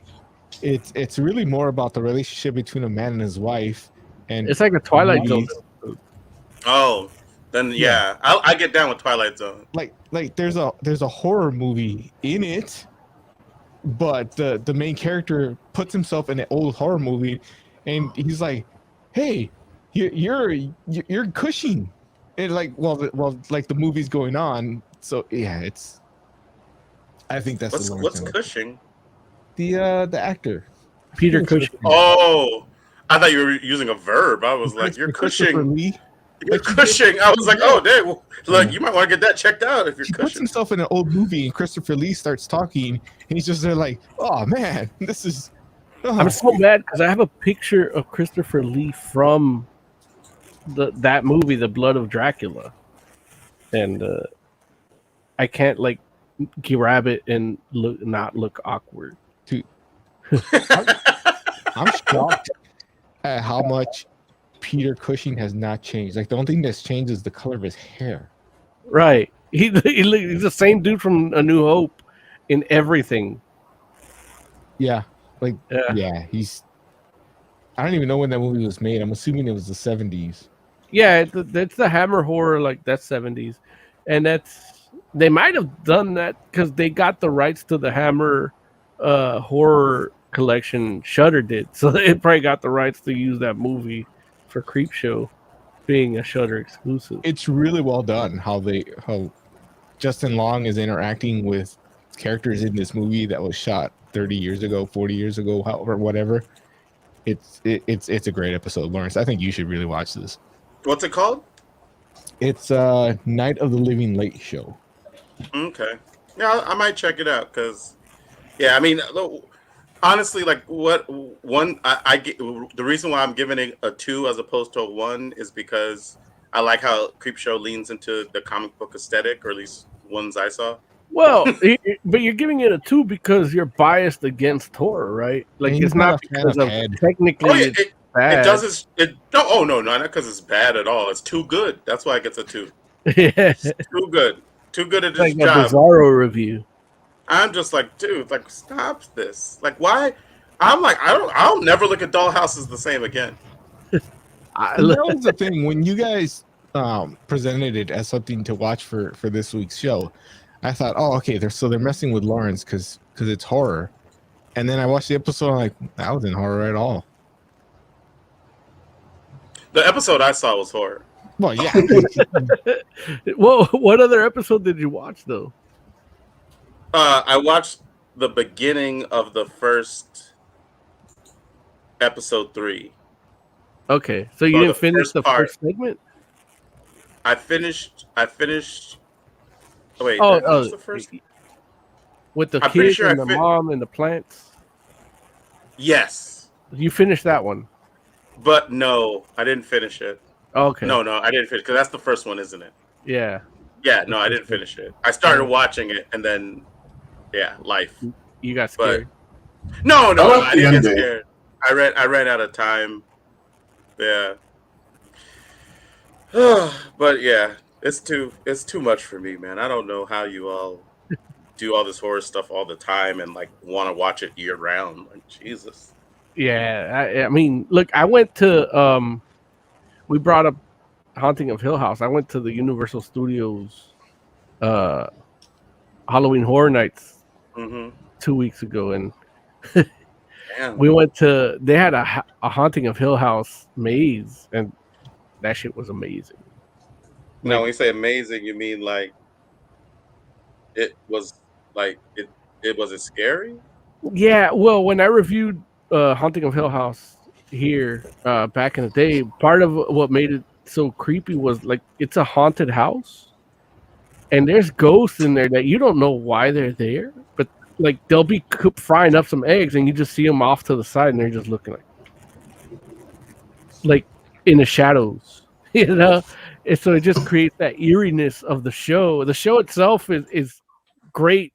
Character study and all that is great, but there's a horror element to it, and they don't even get to a lot of it. So the maze actually brings a lot of these ghosts that you didn't get to see enough of in the show. And I was like, man, like I need a bigger maze because I want to see all their stories. Like, so there's a ghost frying eggs in the background. You're frying eggs and you think you're alone in the kitchen and the camera's watching you because you're like, oh, I love my family. I'm making breakfast for my family. And then when you open the pantry, there's like a head behind the paprika. But you don't see it, but the audience sees it. Oh. Yeah. Like, and that happens in the maze? The maze has that ghost, like let's say the paprika ghost, and you're like, oh, that's what the paprika ghost. That's why, like that's how that ghost died. Like that person died in the house, and that's why it's there. The paprika ghost. Yeah, like shit like that. Like there's one I think shit. Well, you know how Disney had the like haunted mansion? They always had the with the shoebox ghost. That was a big thing that nobody really saw until like 10 years ago, but they didn't see it for like 40 years. And that was like it's one of those things like that. That show is full of those type of ghosts. Like you only see a certain amount of ghosts in that house featured, and then there's a bunch of ghosts that you see, and like you don't get enough of, and they're in the maze. So And do I then have they to be a? Oh, go ahead. No, go ahead. I was gonna say, do I have to be afraid of Paprika now? Not yet. Because I like Paprika. Yeah, and I don't want to. I'm already off of dollhouses. Nah, you won't be afraid of Paprika. Oh. I like sweet paprika.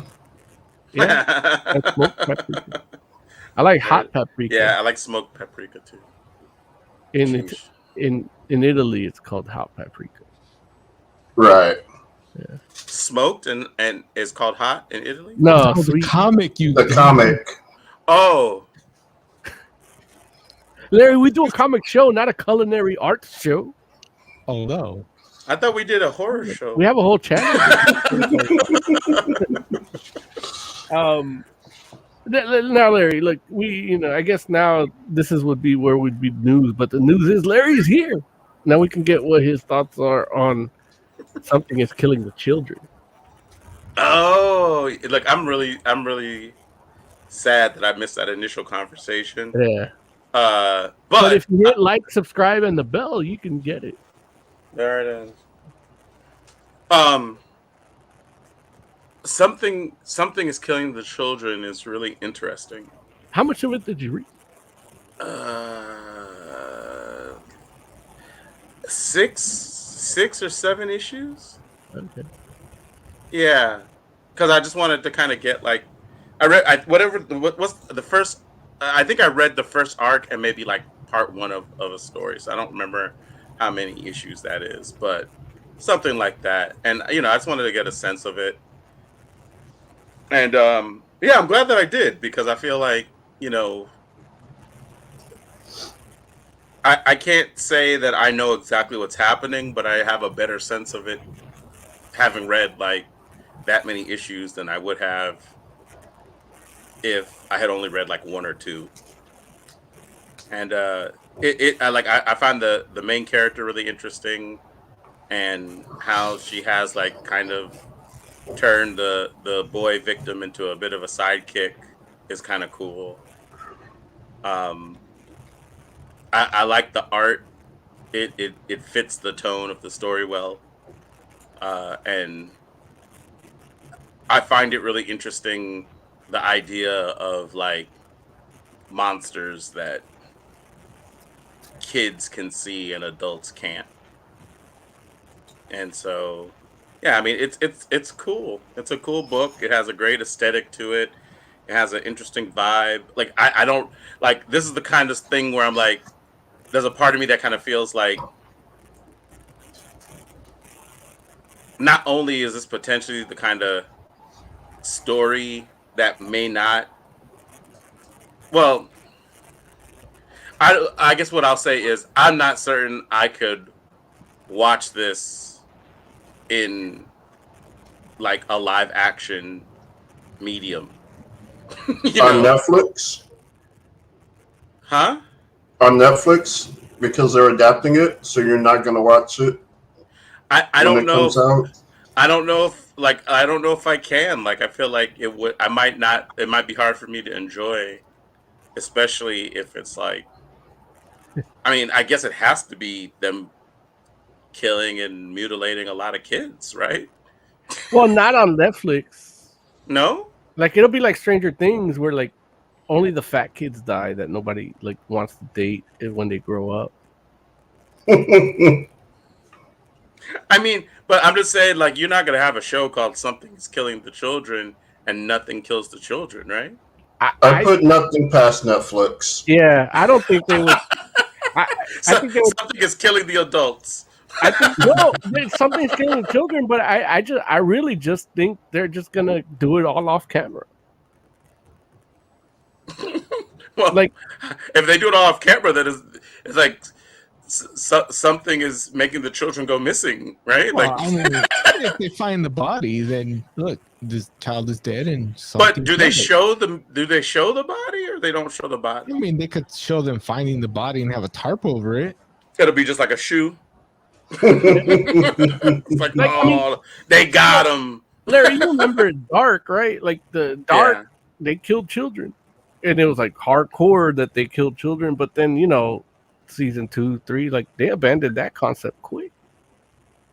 Well, but I think they just Well, it's not yeah. Yeah, it's not abandoned as much as like they just changed where the focus of the story's at, right? So Right. Yeah, but I mean, yeah.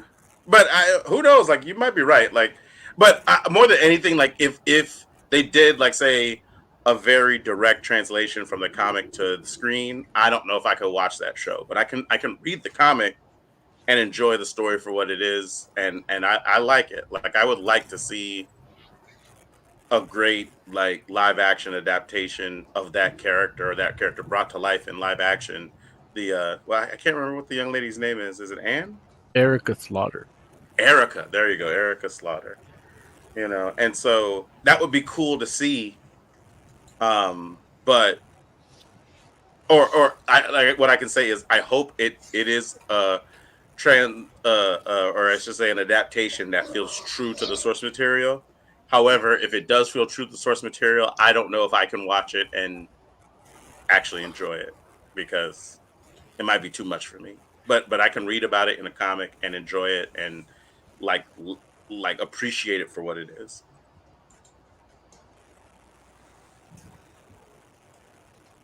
All right. What would you give it as? What is it? Did you give it a rating yet or no? Oh no! I would give it a 4. I liked it a lot. Okay. Now, what do you think about bisexual John Kent? I don't see a problem personally. It's like, did he have? He did have a girlfriend before? Because I'm just like, I feel like he spent most of his time with Damian Wayne, as far as I know. Yeah. And and so I'm just I think he developed a crush on somebody when he was in the future. And that's how you know he's bi and not just straight up gay. Oh, okay. It might have even been Saturn Girl. It's so wild just because it trips me out, because all these people that are like, oh my God, they made Superman gay. And it's like, well, yeah, but Jonathan Kent Superman, not Clark Kent. Well, they made him bi. I'm sorry, bi. They made him bi. Like, and that's what I say. It's a new character. Dude's only been out a couple of years as an adult, really. Yeah, that's what I'm saying. And that's why, like, I messed around and somebody was asking me about Dean Cain comments, and I'm like, dude, the guy doesn't what do know you say? Exactly. No. That sucks. Dean Cain basically was just saying that, he feels like it's like the writers are bandwagoning, and how it's not.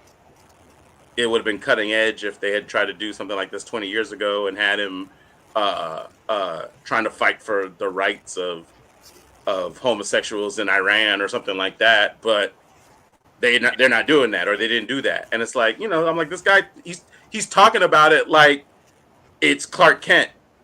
And it's like, dude, 20 years ago, Jonathan Kent, I'm not sure was even a character, let alone actually Superman. So it's like, what are you talking about? I think that's the main problem, is when you see the story, the headline is Superman is bi.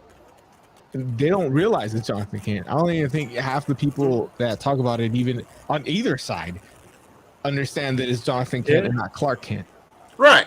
And that's what I was telling people at the shop. And it's like, well, read fucking comics. Like, there you first go. of all, he's not really 100% human. So him fucking anybody is a little strange. He's giving him that alien strange. Yeah. he's to me like Lando. Like, what the fuck does he care if he's pansexual? He's in fucking space. Like, so guess what? Technically, Kirk was pansexual too. Yeah? Like that just looked like a green woman. Right. That was don't know what she had. The species. It turns out when he was actually fucking her and her legs were spread like that, he was actually just giving her CPR. So yeah, I know for me, it's like, dude, this is the kind of thing where, like, and as you hit the nail on the head, you're like, it's a new character. It's like, if you're going to introduce more diversity and well, yeah, if you're going to introduce more diversity and have more inclusion in comics, this is the way to do it. Like, have new characters come in that are representative of what the world is today, or how well, I won't say how the world is today, because I mean, it's not like bisexual people didn't exist before now. they're not new. I mean, it's something that I've said for years. Like, it bugged me when they made Alan Scott gay. And people thought, oh, you must hate gay people. No, I just like Alan Scott. You know, if you want to have a gay character, that's fine. Just, you know, make a new one. And so, yeah, to have a character that's only a couple years old, we've only really seen him attracted to one other person. He's a teenager too. It's it's not like he's a 40-year-old man who all of a sudden he's a teenager. That's the time when he's, you know, exploring. And I fits. Oh, go ahead. No, go ahead. Oh, go ahead. No, I'm sorry. You go ahead. No, you go ahead. I've been talking. No, you go ahead. Look, I saw House of Head. I'm good. Is it really called House of Head? It's House of the Head, but the one that Oz saw was House of Head. Oh wow! No, that's what I'm talking about. Yeah, like what he saw. Oh wow! Yeah, what he saw was House of Head. Don't type that into Google. I'm doing it. It's already done. No. If you do use a VPN. No, I was gonna say. I will say that, you know, I don't know that I necessarily have a problem with that happening with older characters, because I just think it has to be the right character, though. Because I think you're right. Like, Alan Scott doesn't necessarily feel like the right character for that kind of thing, even though, you know, I'll give them the whole thing where it's like, technically it's, I guess, a different version of Alan Scott, but you know how DC does. It makes it difficult to give me a story with their kids. That's true. But what I will say is difficult, because it's like, you know, if the story's done right, like, that's the horror of homophobia, is the closeting aspect. And he has to have kids with a woman he can't really love fully, even though he loves as a person. He can't love being deep in that pussy. See, but that's the story done right. I had to do that, Larry. It was sounding too too real. Like, I had to do the magnitude. You're thinking of a story done right. The way they did the Alan Scott story, like, he was fully out, and there's no question. It's just, you know, he wasn't hiding nothing. He was out there. But like, I feel like Iceman is a good example of how you could do that story and it works okay, just because it's like, when you know, and I remember at first when they were like, oh, they're gonna reveal that, you know, Iceman from the past is gay, and it's like, but we had, like, Iceman's right here and he's straight. But when you really kind of think about it, it's like Iceman's had like a lot of like failed and like surface level kind of relationships with a lot of different women. And it's like they basically kind of played it like, no, like, you know what? This dude was just like, he couldn't bring himself to be that person in the time that he was in. Yeah. And so now that you have this version of himself that sees this different world, he feels free to do that. And it's like, when you look at his actual comic book history, it's like, man, like, maybe that's why none of those relationships were working, because this guy was like trying to be something he wasn't. And it's like, that it kind of all fits. And it makes Spider-Man and his amazing friends work better too. That's kind of true. Yeah, it does. Like, he's a gay friend. Like, you know, Spider-Man, like, we know Spider-Man likes redheads, but he's not going after Firestar, because, you know. And then, you know, what? She's a mutant? Because she's a dirty mutant? No, mutant? because he likes Mary Jane. Oh. Right, like, that's his love. So, and then Iceman, like, he's staying away from her because she's fire and he's ice. But more importantly, it's more like, now they can actually, they don't have to get that sexual tension, like, and they can actually stop the villains. There are Three's companying he's it not up. He's not thinking with his dick. Unless he's thinking about Peter.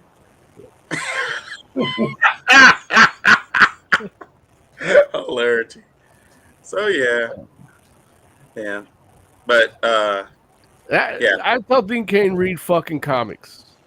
Like, in Dude. fact, Oz, you got to make me a PNG, clear PNG of that sticker that reads some fucking comics one, so I can just put his. Whenever somebody says something stupid about comics, like whether it's a Fox News guy or a CNN, I just put that over their face. Read fucking comic.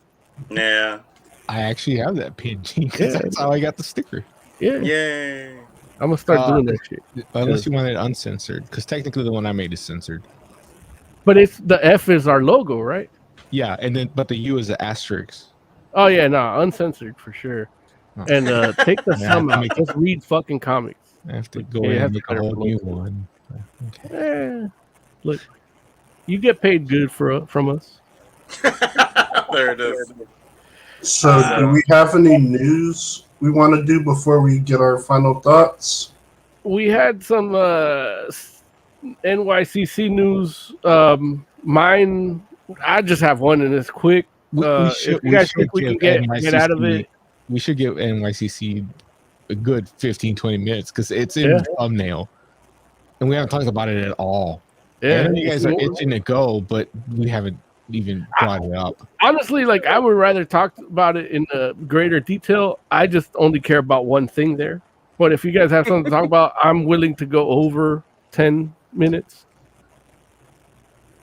I haven't watched any of it, so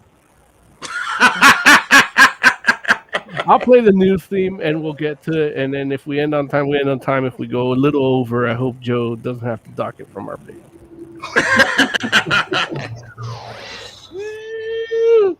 Comic book news. We should have a Comic book like current.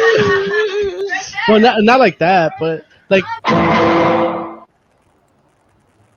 But yeah, the So what- big news out of NYCC for me is Saga is coming back January 2022, and that shit's been like 4 years on hiatus. Oh, dude, So, it's been so long. Yeah, it gave Brian K. Vaughan to make a shitty Runaway show and a shitty Why the Last Man show, and now he's like, you know what? I know where my bread is buttered. Moses Brothers, my bread. I gotta that's not even like the anything that I heard of NYCC. Moses Brothers, My big bread. thing from New York Comic Con was the trailer to Star Trek Discovery, the new season, and how they screwed up the Ferengi. Yeah, I saw that, but I'm not as invested with the Ferengi. Oh, it's you haven't got the Deep Space Nine. Yeah, I haven't got there yet. Now they messed around and like it didn't do like the ridges, right? Like they gave them like ears on the side of their head, like they made him like Ross Perot, right? And he's like really like wrinkly, and the only Ferengi that was like that wrinkly was like 100 years old. Well, maybe this one's 100 years old too. And they try to say that they try to make it more like the original concept art for the species, but no, it is because even in the original concept art, like the eyebrow becomes the ear, and yeah, they just give them like messed up ears. They're just like flopping around. It looks like a weird mouse. It does kind of look like a mouse. You wouldn't happen to have the art at all, would you? I'd have to I look can up the pull story. it up real quick. Let's see. It's called pre-production, people. I ain't spelled either way, Ferengi. No. Like I like the Ferengi from Lower Decks. FER. No, I got it. I'm just playing with you. I'm just While you playing guys with are looking, I found my Christopher Lee art. There's that. Oh wow, that's cool. I want to R.I.P. get Chris Lee. Huh? R.I.P. Chris Lee. Yeah, Chris. I hope you and your son Bruce are found each other up there, Wait, what? right next to Grandpa Stan. That's actually his brother. Oh, But Stan's their dad, right?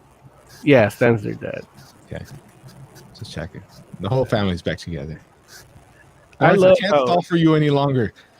I love how we saved Stan Lee from that money issue. I wish we could have done the same thing for Nichelle Nichols. Wait, what? Well, because remember they were like doing the conservatorship for Stan Lee, and it was all like it was some fucked up shit that nobody believed, and we said Stan Lee, blink twice if you're in trouble, and then all of a sudden we got him out of that. Oh, I thought you were Right. going to say all of a sudden he died. No. He got out of that like about 6 months before he died because of her. Yeah, and it became and then Nichelle Nichols, she's still dealing with it. Like somebody has her locked up in New Mexico. Oh yeah. He wanted to see the original concept art, which is usually included with the story. Yeah, but no, like that. Look, I'm not as invested with the Ferengi to know that that's not what I would like to see. Like it actually looks, from a special effects perspective, it looks bad. Period. No, like the original looked better from Deep Space Nine. And, and I think the Deep Space Nine ones look more like the concept art. They just rounded out the ears. Right. They're not as pointy. Yeah. So Star Trek Discovery continues to be full of crap. It's just wild because like I feel like the ridges are so much a part of like Ferengi culture. Like they talk about that all the time. Lobes and ridges, right? Like Mm-hmm. and it's just like, so who was like, oh well, it doesn't really matter if the lobes and the ridges connect. It's like, well, all of the lore says absolutely different. Like, And the guy in this shot, like it looks like his teeth are flat. Like Ferengi have some of the most effed up teeth in Star Trek. well, he's trying to assimilate. He filed them down. Like there's one dude that has like one tooth that's like crooked, and he's like a main character, and it's like always hanging out there over his upper lip when he closes his mouth. Maybe this guy's like a hybrid, and he's gonna die soon because he's got a red shirt. I hope he shows up and then they shoot him. Like, right there. We're done. Wait, what's happening? Jesus. Not that actor, the character. I No, I know, but it's like such violence already. Oh man. What else is out of Comic-Con? Dude, I had some stories lined up, but I wasn't able to pre-produce them, so I don't have them right here at my fingertips. You got any, Jay? Big Man in chat says, Big Man 24/7 says, Discovery changed Klingons back in the first season, so it's par for the course. Technically, everybody else changed Klingons because original series Klingons didn't look like every other Klingon. right, but Enterprise told you why. Yeah. I haven't got there yet. You don't need to watch Enterprise. I do. I like Enterprise. Okay. Not The that Klingon there's stuff anything. is interesting though. Like those are some good episodes. Yeah. Well, why did they change it? Like, what was the reason? What happened was, well, you know Khan, right? You know who Yeah. that is? Oh, yeah. No Khan. So no, you don't. Shut up. Yeah, I do. Okay, I watched the Khan's my favorite. At some point on Earth, they try to make super soldier. They call super soldier. Right. They call them augments.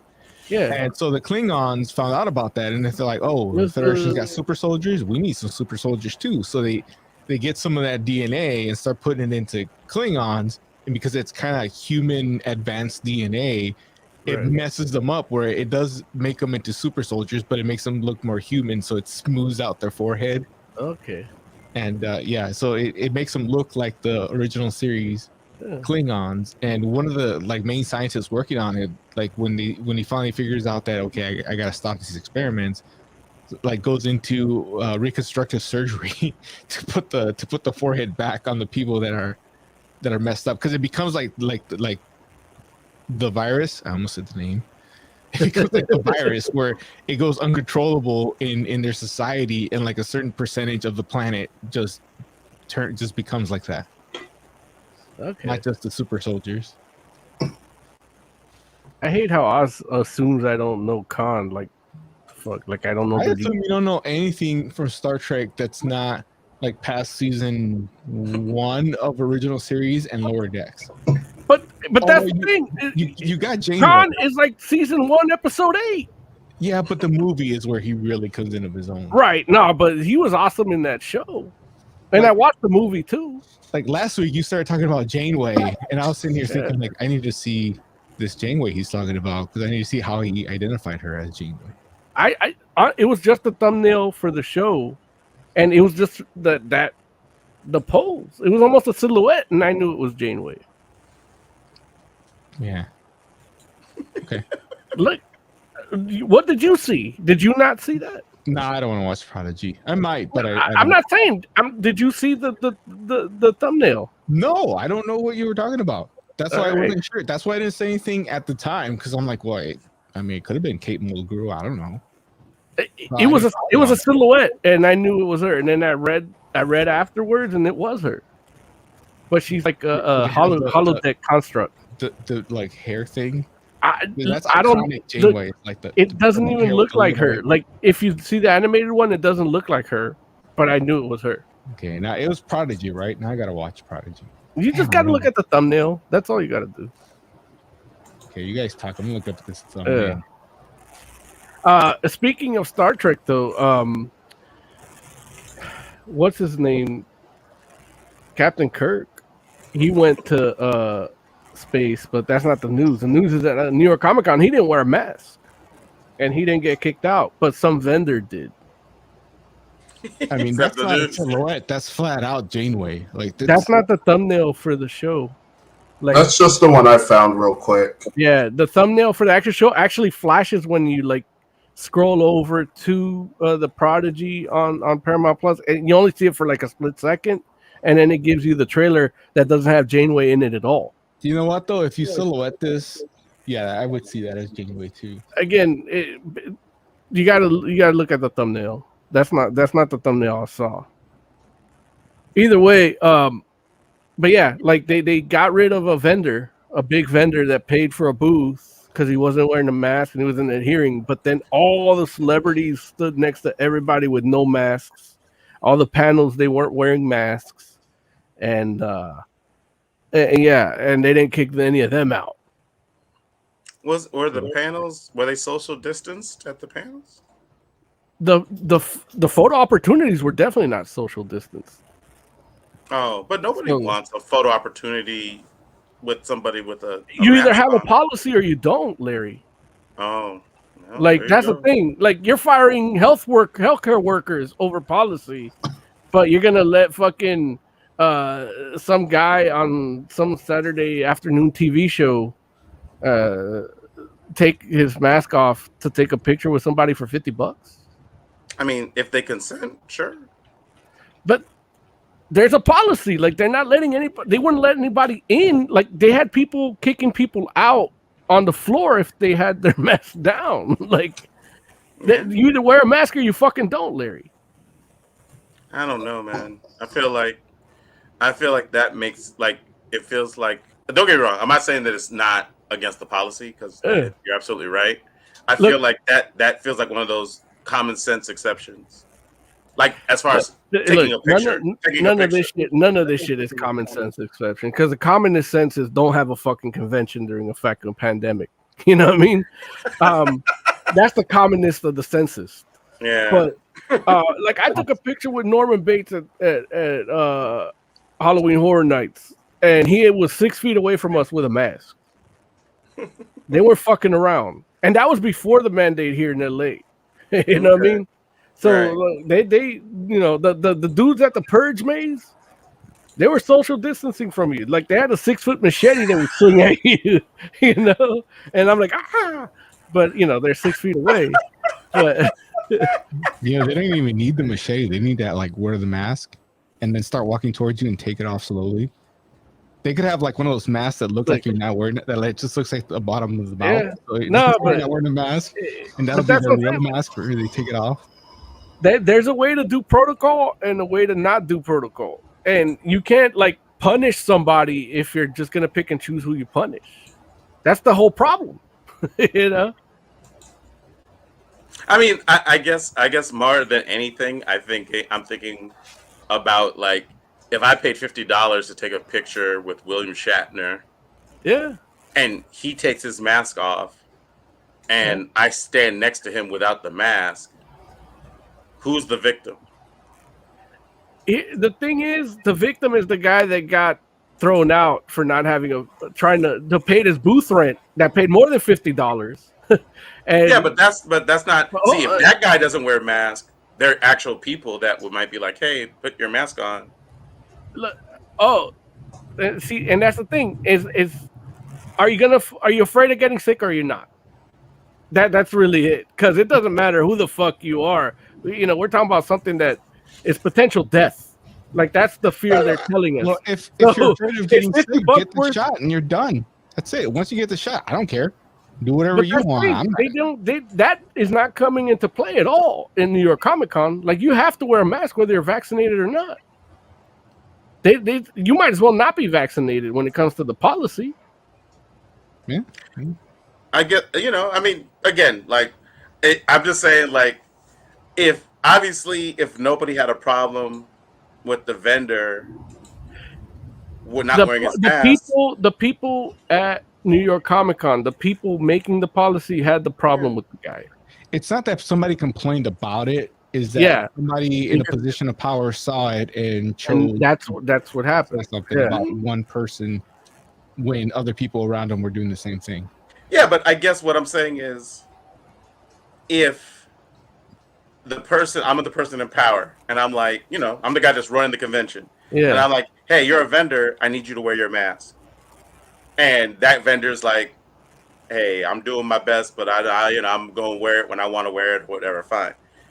If like, that's a problem for me, because if somebody gets sick, then they're going to be like, oh my God, like, what are you doing? Da, da, da. But if I'm like, hey, William Shatner, put your mask on when you're taking these pictures, it's like the people that paid the $50 to take the picture of William Shatner are very well might be the same people that are like, actually, I would prefer him not to have the mask on. That guy paid $100 to have a table and sell shit. Yeah, but he didn't get paid money to not wear a mask. That guy didn't pay money to not wear a mask either. The guy getting picture with William Shatner. Like, you're supposed to be wearing your mask. He wants a picture of William Shatner without a mask. That's not.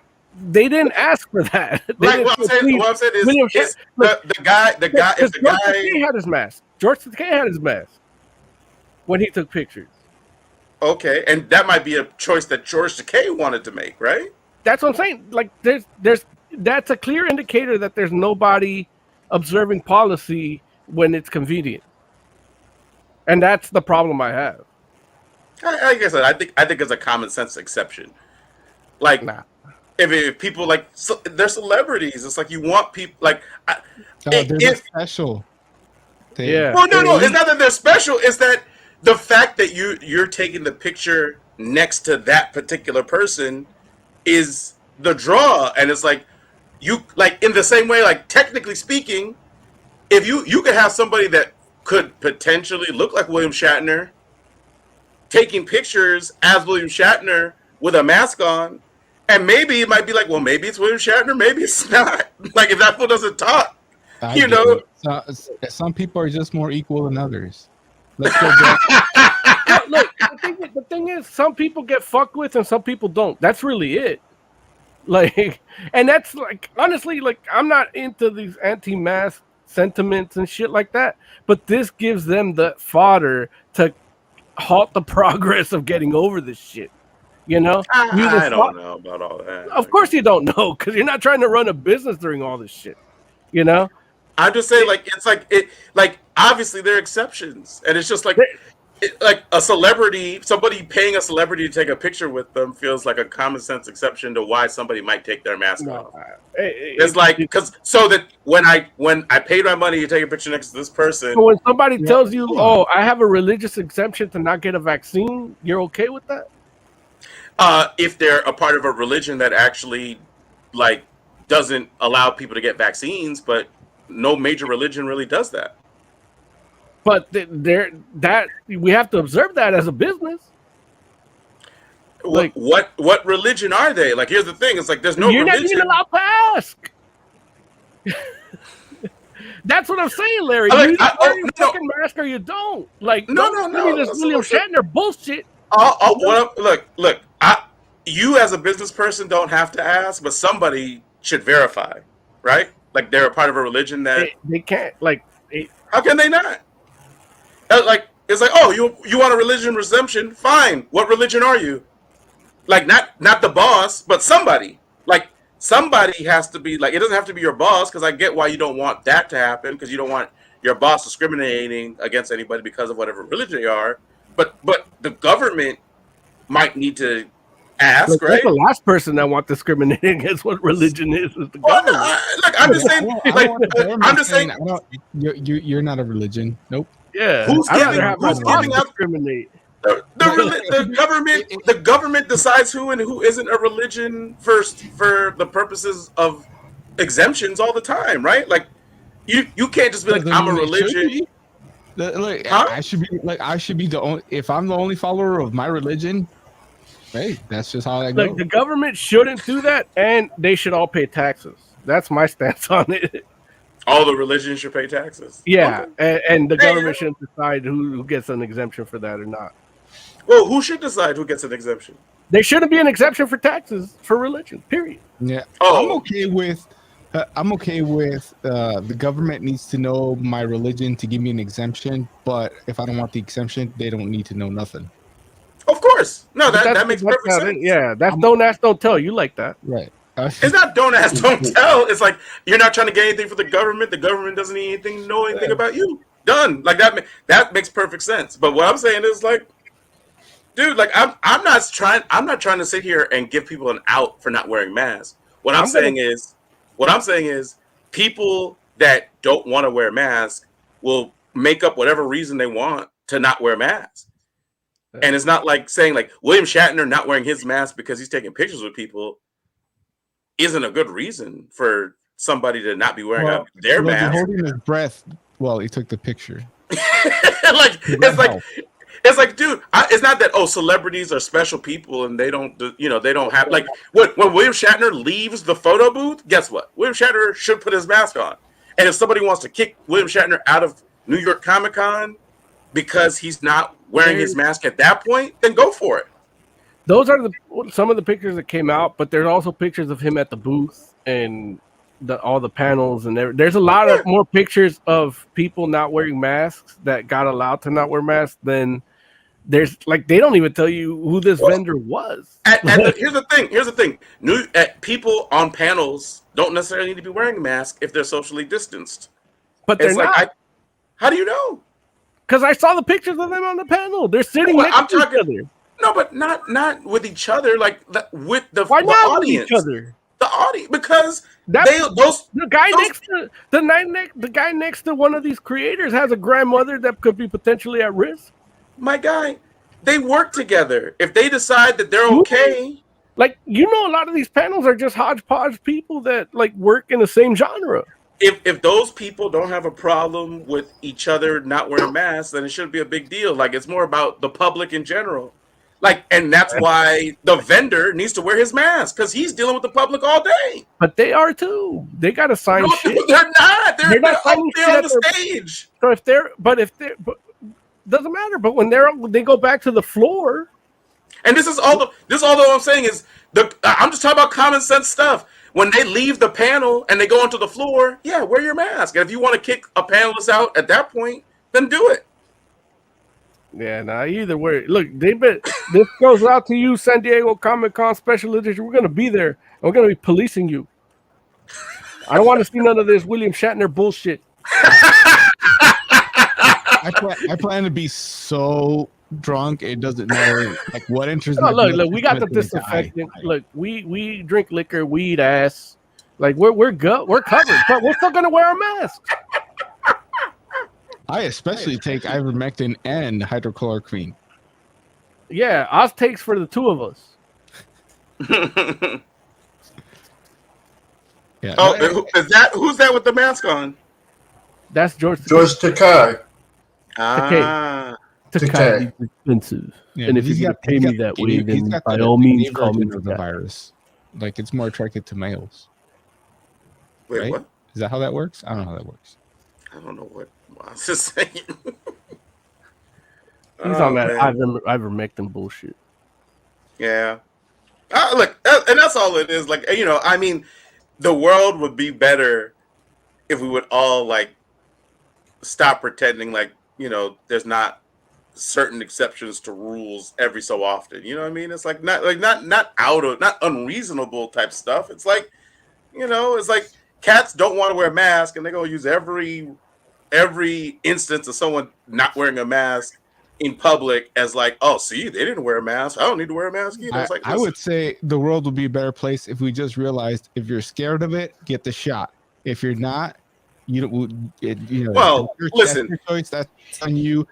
Some choice. You know what's going to happen. Big media silencing us. Up until relatively recently, no one had any issues with vaccines, right? I mean, like for the most part, it's like I don't understand the whole. It doesn't matter. Look, if you're against getting the shot and something happens to you, that's on you. And if we accept that, just accept that. People make choices for themselves. If you're scared of what might happen, get the shot. The shot is effective and safe. That's it. And once you get the shot, you're done. But okay, maybe you get a slight cold. You know, but you're safe. You've been protected from the worst of it.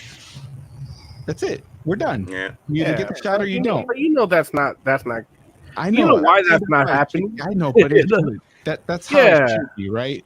But you know, like they you know, they're all in the same sport but different teams. You know what I mean? Look. So somebody said, you know, right wing, left wing, it's the same bird. Right. That's what it is. That's what I'm saying. That's what I'm saying. That's how it should be. You know, let us know the dangers and give us all the info, and then like I said, you either get it or you don't. You know the consequences of either. Derek Gates says, unfortunately, if you decide not to vaccinate, you're hurting others also. Right, but if you wear your mask and not take a picture with fucking William Shatner, you don't got to worry about it. Anything else before we get out of here? I think I'm done. Freaking Lawrence shows up and it gets all political. You see that? He probably just gave a speech while wearing a suit and all that. That's what I did. I just gave a speech. Or a rally, as some people would call it. Yeah, Shatner gave the virus to all the people that went to space with him. He went to Netflix space. You notice the tie is purple, not just blue. Yeah, I'm having my effects on them.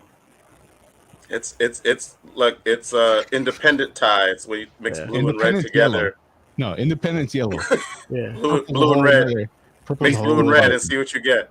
All right, we need to get out because I've had too much to drink to get into this topic. I'm not drinking beer today. All right, it's final thought time. Jay, man, give us some final thoughts.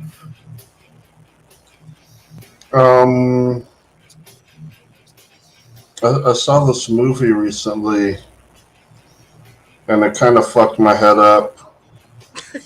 And to watch the trailer for a one shot? What are we watching for next week? I don't know, but I'm gonna try and get my shit together and do a one shot on this movie because it's, man, like, yeah. Oh Jesus! It broke Jay. I wanted when he told me about it before we went on. I told him I wanted Larry to watch at least the trailer because that's all we're gonna get from Larry. But I want Larry to watch it, but because he asked me if I've seen it, I'm like, nah. I want Larry to watch the trailer. And look, Larry, next haircut. It broke Jay. But you don't even know why. I'm afraid of dollhouses. But it broke him because it's not even that funny. Like, it's not funny. It's not scary. It's not like, it just exists. That's all. It's not scary. It's not funny. Yeah. It's barely entertaining. It's slow as fuck. Yeah. I just don't understand. Yeah. So Larry's going to watch the trailer and get you ready for that one shot. Like I don't get it. And that reaction he had, I love it. I'm like, I give that movie 5 stars out of 5 already. Like that's what I want to get high as fuck and watch that. Maybe beat off 2 times while watching it. Wow. That's how good a movie is, Larry. I haven't seen it yet. I only seen the trailer. Oz, man, give us some final thoughts. I keep saying go watch Stargirl. It's a good show, especially season 2. And let's go, Brandon. I'm gonna punch Oz when I see him. We gotta have a Stargirl or countdown Brandon? timer. A countdown timer till Oz comes to California again. Larry, man, Not gonna- Larry, I know you've been here for a while, but you still give us a final thought, man. Can you? Yeah, absolutely. Listen, just thank you all as always for the support, and I'm gonna give you a gem, because listen, you all should be reading the comic book Sword. It's good. It's an X-Men book, but it kind of stands on its own and a little bit. I won't say separate, but it's has its own lane, much like many of the X books right now. But you should be reading Sword. It's really, really good. And The as end. for the rest of Fantastic Forum, thank you for joining us. Derek Gage, Big Man, thank you for commenting in here. Sir John, thank you for staying up this late, this late in the afternoon in Greece. Tire Claw always being the first.